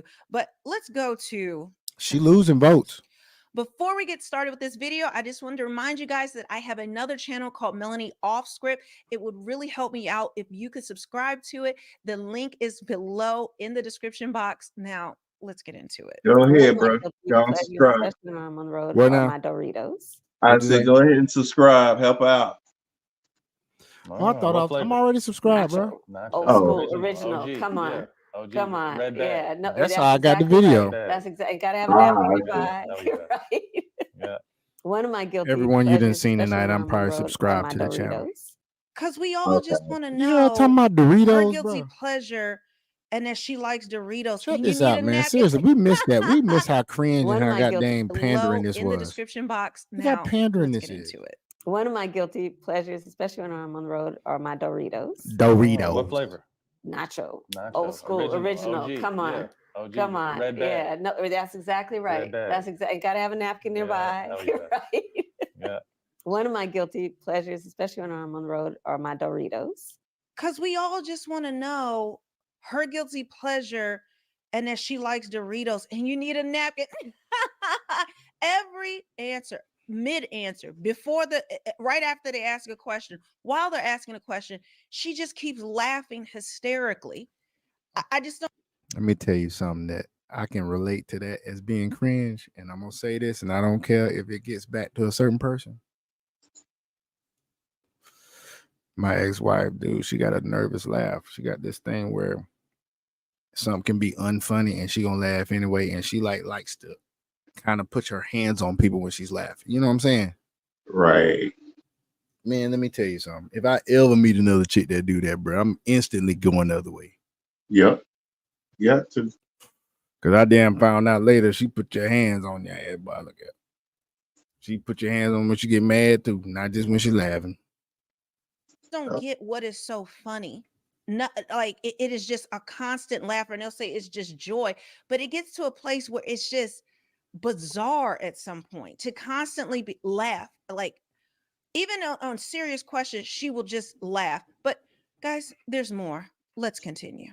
Look, from the time that the president called me and told me he wasn't running, I mean, it just like everything was in speedy motion.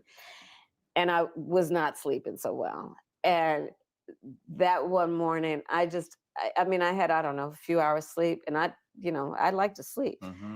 I just got up, I was like, and so I just went out and got a pork roast and started marinating. See, time to work. Get to your happy place. And my family happened to be in town, so they were very happy about the whole situation. But I just got up and started, everybody's asleep, I just got up and started cooking.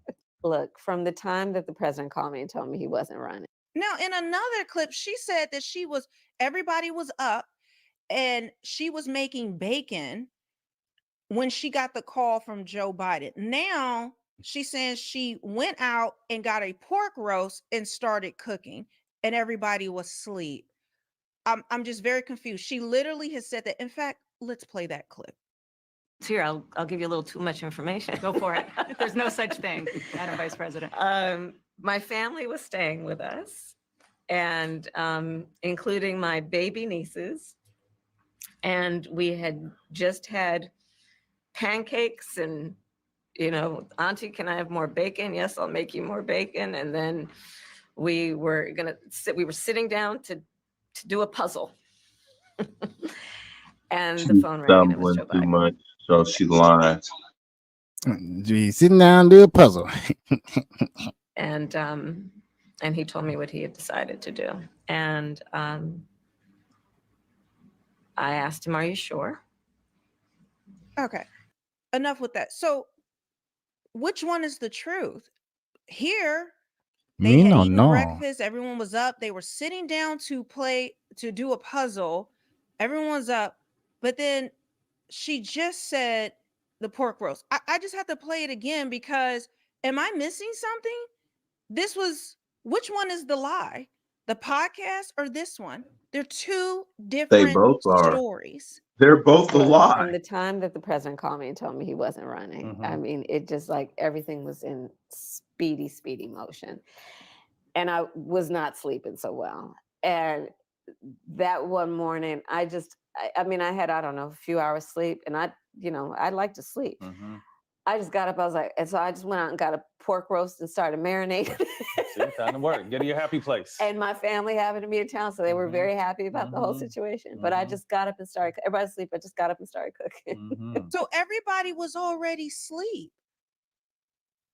But in this clip, what? Like who is tracking the lies? Man, you can't keep up And I with it. haven't heard anyone else call this out, this blatant lie. I'm just, what is she doing? But guys, let's continue. Going from a show to a whole entire company, what is your economic plan moving forward for people who are living paycheck to paycheck and Yeah. struggling for groceries and rent and homeowners? So look, I grew up, so my sister and I were raised by our mother. We lived for a long time in an apartment on top of a child care center. That child care center was actually owned by a woman who lived She's 2 doors lying down her from ass us, up Mrs. again. Shelton, who was, by all of our accounts and feelings, our second mother. She helped raise us. And so she was a small business owner. So I'll start with the small business, and congratulations on what you guys have done.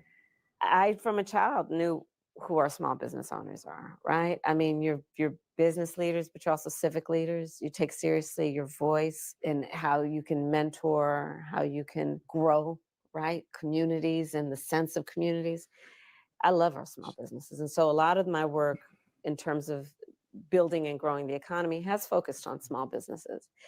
And my vision overall is we need to build an opportunity economy in which we increase opportunity for all, including small business owners. So a lot of my work, even in the Senate, was about increasing access to capital through our small businesses, and in particular through our community banks.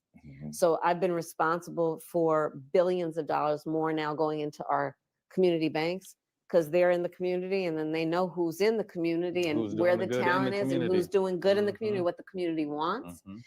And so part of my plan as president. And I tell you, it doesn't get better from there. What?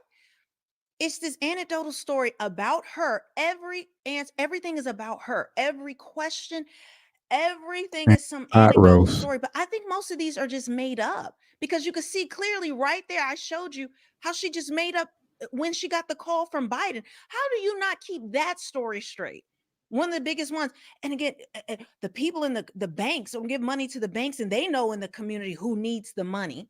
So therefore, that's how you're helping small businesses. But maybe I'm reading it wrong. And again, guys, I'm independent, and I'm just flabbergasted by the lack of substance that she is showing in this interview, and many others. But this one in particular was especially cringe. I've never seen someone turn every single thing about themselves in this anecdotal. I grew up middle class. When my mother and then this lady, no one cares.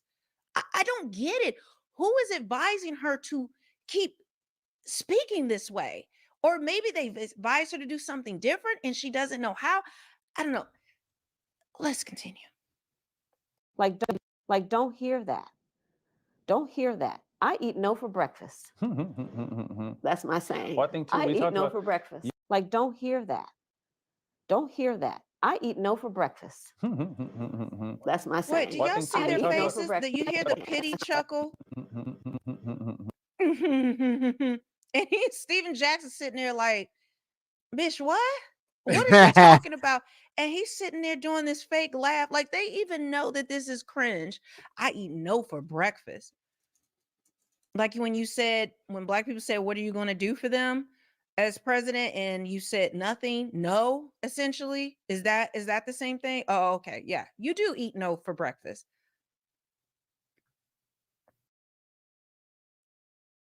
United States Senate. People by the hundreds. Example, I helped write the George Floyd Justice and Policing Act when I was in the United States Senate. People by the hundreds of thousands marched, rightly.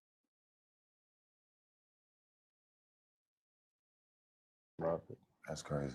Right? Stacey Johnson. Yeah. An incredible family and incredible friends. My best friend from kindergarten is still one of my best friends. That's crazy. Right? Stacey Johnson. Yeah, that's dope. I love it. We used to go to the clubs and her father Seville. Yeah. An incredible family. Wait, and I want you to incredible friends. know, My best I friend from want y'all to pay kindergarten is attention to something real quick. I want you to take a look at this jump cut. still one of my best friends. This Look is the at part I how got he it from. rolled his eyes. Wait, look. I'm gonna just play it in slow motion. Look, he's rolling his eyes, turning his head. Then look, suddenly he's smiling. They literally took a clip of him smiling and superimposed it in there, cut it into there, while the audio of what they're saying, of what she's saying to Matt Barnes is playing. But he was not look, he's rolling his eyes completely. That's crazy. Right? Stacey Johnson. Yeah, that's dope. I love it. We used to go to the clubs and her father Seville. I feel like I'm in the upside down. How was this possible? What? What is happening? She used to go to the club and there's Seville and her father's Seville.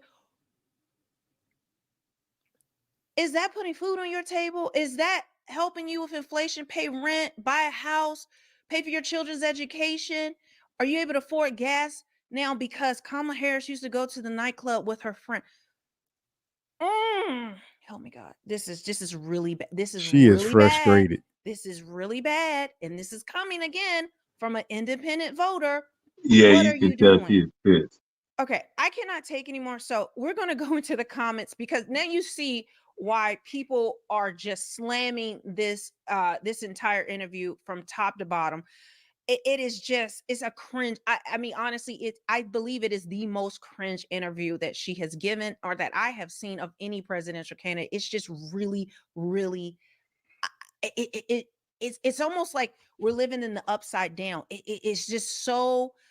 It's so weird. It's like she lives in a bubble and thinks that this is relatable or somehow this was going to pass the smell test. Well, let's see. People are not here for it. It says, didn't know. Let me make sure I have the top comments first. Let me just make sure I have this filtered. Top comments. I had the newest first because I just want to see if maybe initial people were criticizing it and then the new comments will say it was really great. No, none of that.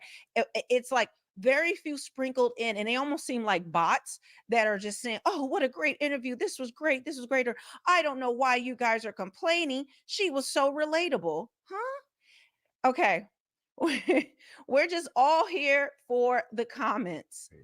I blew out my ACL running to the comments. Just came to add that I also grew up middle class. No one should ever be subjected to this. I feel like I lost brain cells every time she spoke. 30 seconds in, and Steven Jackson is already burdened by what has been, how to watch this interview. Click on the interview, immediately pause the interview, sprint to the comments, enjoy. How is this race neck and neck, y'all? What the F? I grew up in a middle-class family. How many pieces of fried chicken I can have with this sentence? You better thank a union worker. I came just for the comments. You did too. Like if you fell from a coconut tree. They asked her what she was going to do to help grassroots mental health organizations, and she talked for 5 minutes about how important mental health is and some of the causes. She never answered what she would do, and they let it slide because either they're restricted or don't have the capacity to stay focused on getting her to answer the questions asked. That's like if my kids go to the fridge and they say, Dad, we don't have any food. Are you going to go to the store? And I respond for 5 minutes.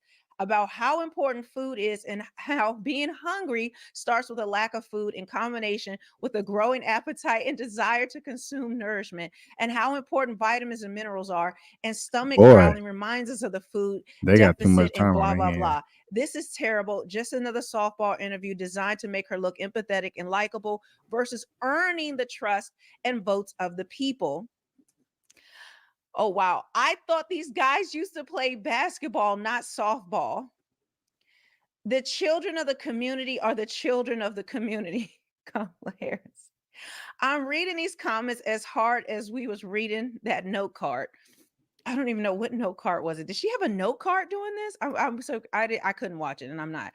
Candace Owens find Kamala's roots has more views and was posted after this podcast. All the smoke and mirrors. I saw somebody else say up in smoke. How much was the check? Meaning, how much were they paid to do this interview? Because it was not it. There was no smoke given in this interview. You couldn't even do a decent job editing. Stack rolling his eyes as she answers, but then it cuts to him smiling and laughing. How embarrassing. At 30, I grew up. You know the rest. I was burdened by this interview. LMAO, I just knew was going to bring up the vague opportunity economy, and she even stopped herself from saying she grew up in a middle-class family. She did say it though. Boy, they chopped this interview so much it jumps from one scene to the next. I know she was talking nonsense. I at least respect y'all for not disabling the comments. Y'all talking this, y'all taking this to the chin. That takes some courage for sure. All the Smoke podcast wanted none of the smoke because they're supposed to be holding people like accountable, and that's why it's like Up in Smoke. They have smoke for people, and they're going to ask the hard-hitting questions, but they didn't do this for this interview. Two multimillionaire retirees asking another what her economic plan is, and the first thing out of her mouth is completely irrelevant. No one cares that you were raised middle class. Good for you, but they care what your plan is, and it appears you have nothing. Dang, that's her house, and to think all that was paid for with our tax dollars. Being president of the United States is the highest job in the country and possibly in the world, but yet none of these interviewers have asked her any challenging questions. Woo, you can tell it's getting closer and closer to November election, trying to get them black votes. LMAO. Guys, it goes on and on and on. Oh, this is important because Trump goes on a lot of these different podcasts. And I do think it's a good plan because it gets people like engaged, and they usually get millions of views. This one only has 200. It hasn't even cracked 250,000, and it's been a day. It says Trump and Theo Von, 13 million views, 423,000 thumbs up, and 13,000 thumbs down. This interview has 14,000 thumbs up and 29,000 thumbs down. This woman is not as popular as she's made out to be. So guys, that's it. I can't take any more. There's 18,000 comments. 99% of them are just going in on this entire thing. Make sure you are subscribed not only to this channel, but my other one, Melanie Off Script. I'm trying to grow that. I really appreciate you guys that have gone over there and subscribed. It really makes a difference. I'm doing more videos there, and particularly I have some videos about this whole Candace Owens investigation into Kamala Harris's background.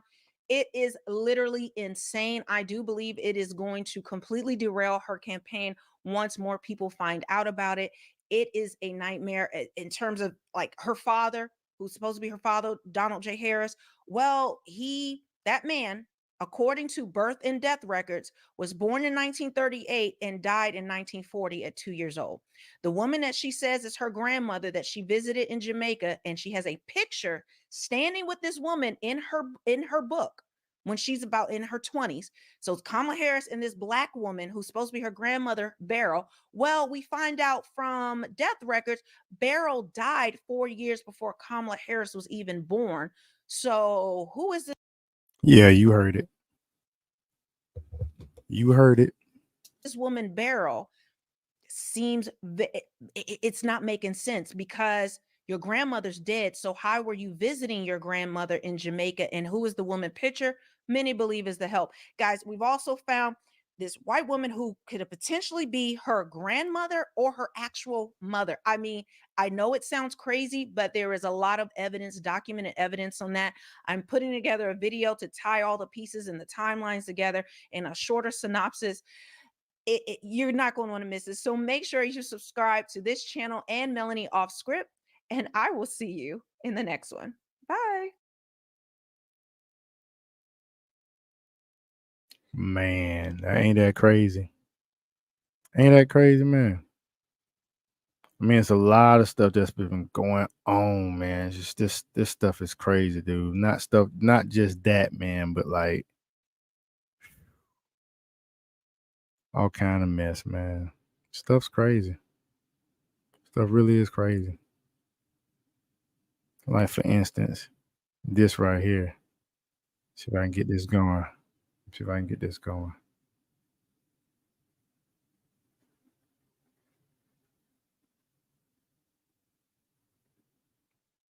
For a man who is convicted on 34 felony counts, but I would rather vote for a man who is convicted on 34 felony counts, but who is willing to put America first than to cast a vote for Kamala Harris and Tim Walz. These people are showing us exactly who matters to them. They are showing us every single day who they care about.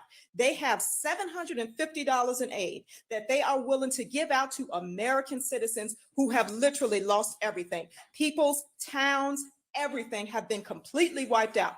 They get $750. But when it comes to Ukraine, when it comes to funding other countries, when it comes to rolling out the red carpet and letting millions and millions and millions of illegals come in, you have money for that. You have money to put illegals up in hotel rooms. You have money to send our tax dollars to other countries who's doing God knows what with it. But when we have American citizens here, when they are suffering and who have literally lost everything, our government is MIA. See, this is why I like to vote for facts over feelings instead of looking at how nice a person pretends to be. Anybody can put out a good image.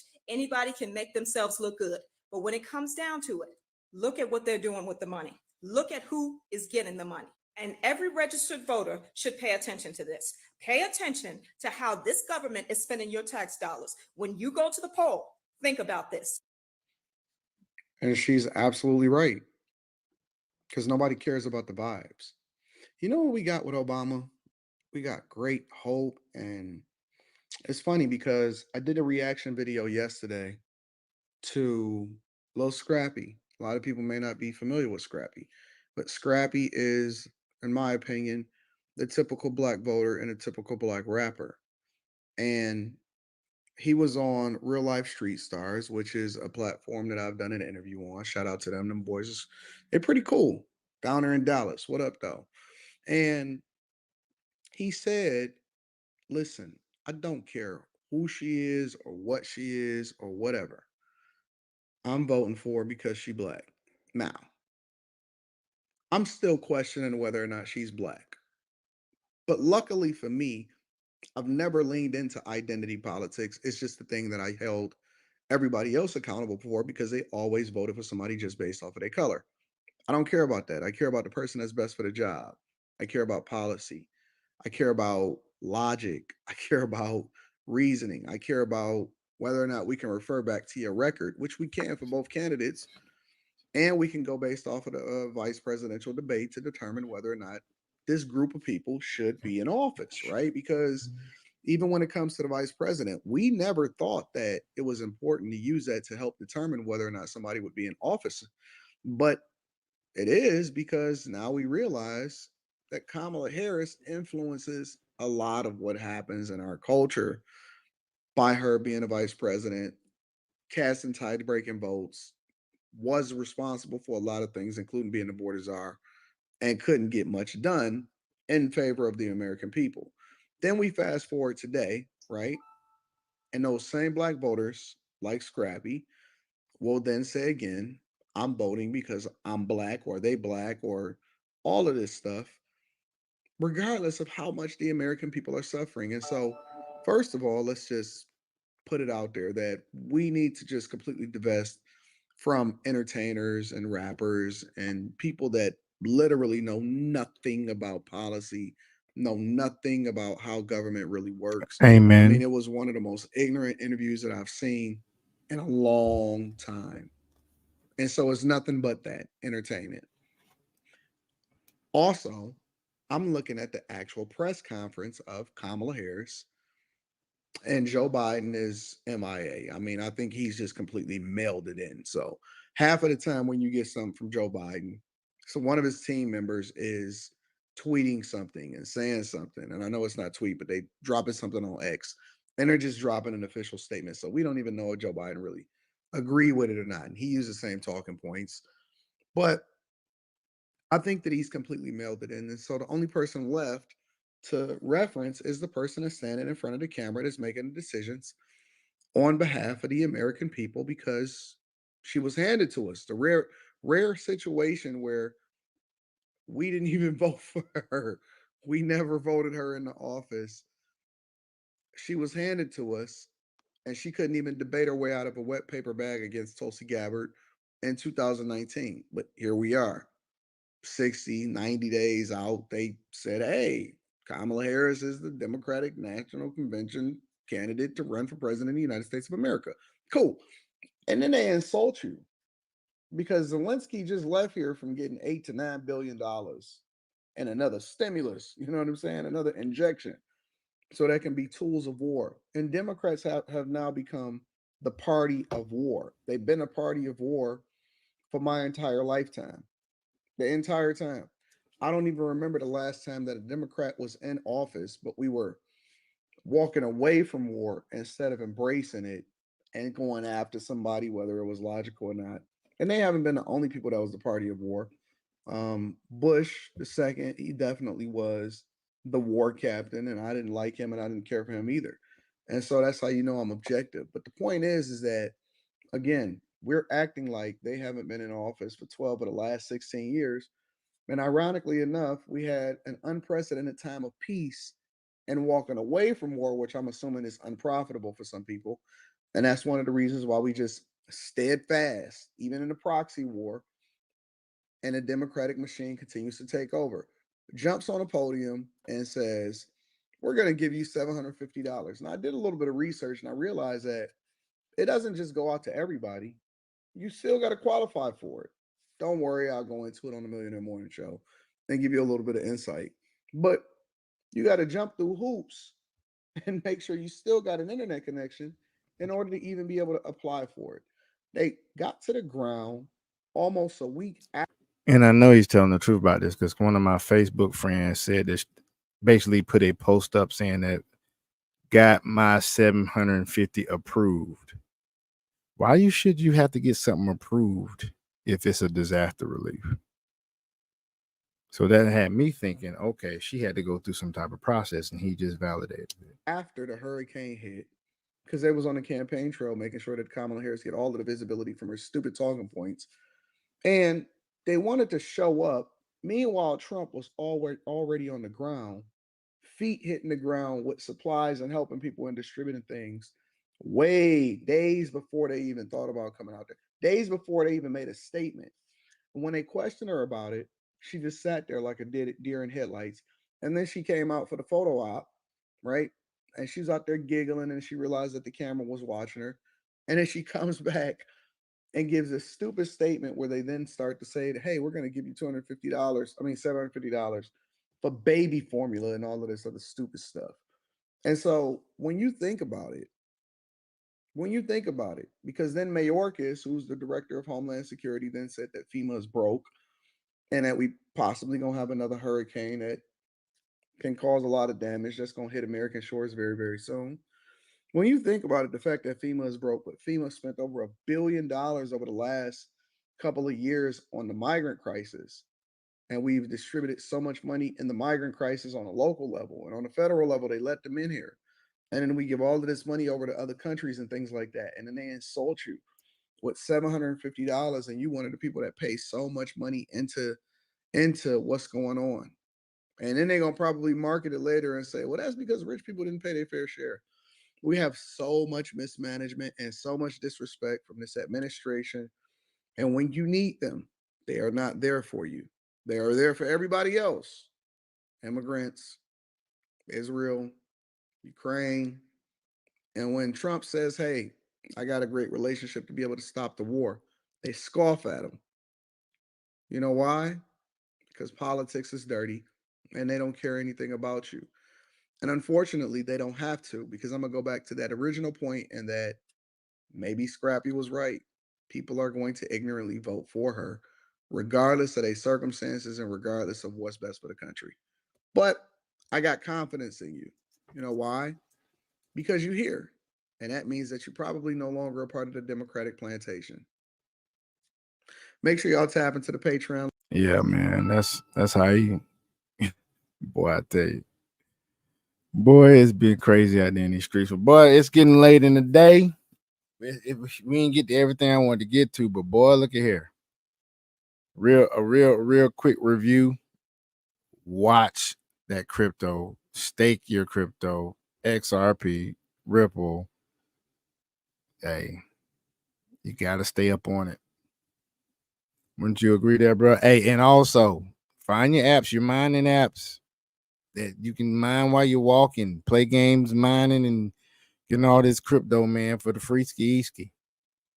We just like we mentioned last during the broadcast, how you can be on the MRAP and do predictions on games, soccer games, MMA, matches, football Americano. You can do predictions and win, you know what I'm saying, crypto. So do that. And shoot, all this crap going on with Kamala Harris not being black. Who cares anymore? She lies too much for anything. It doesn't even matter if she's black or not.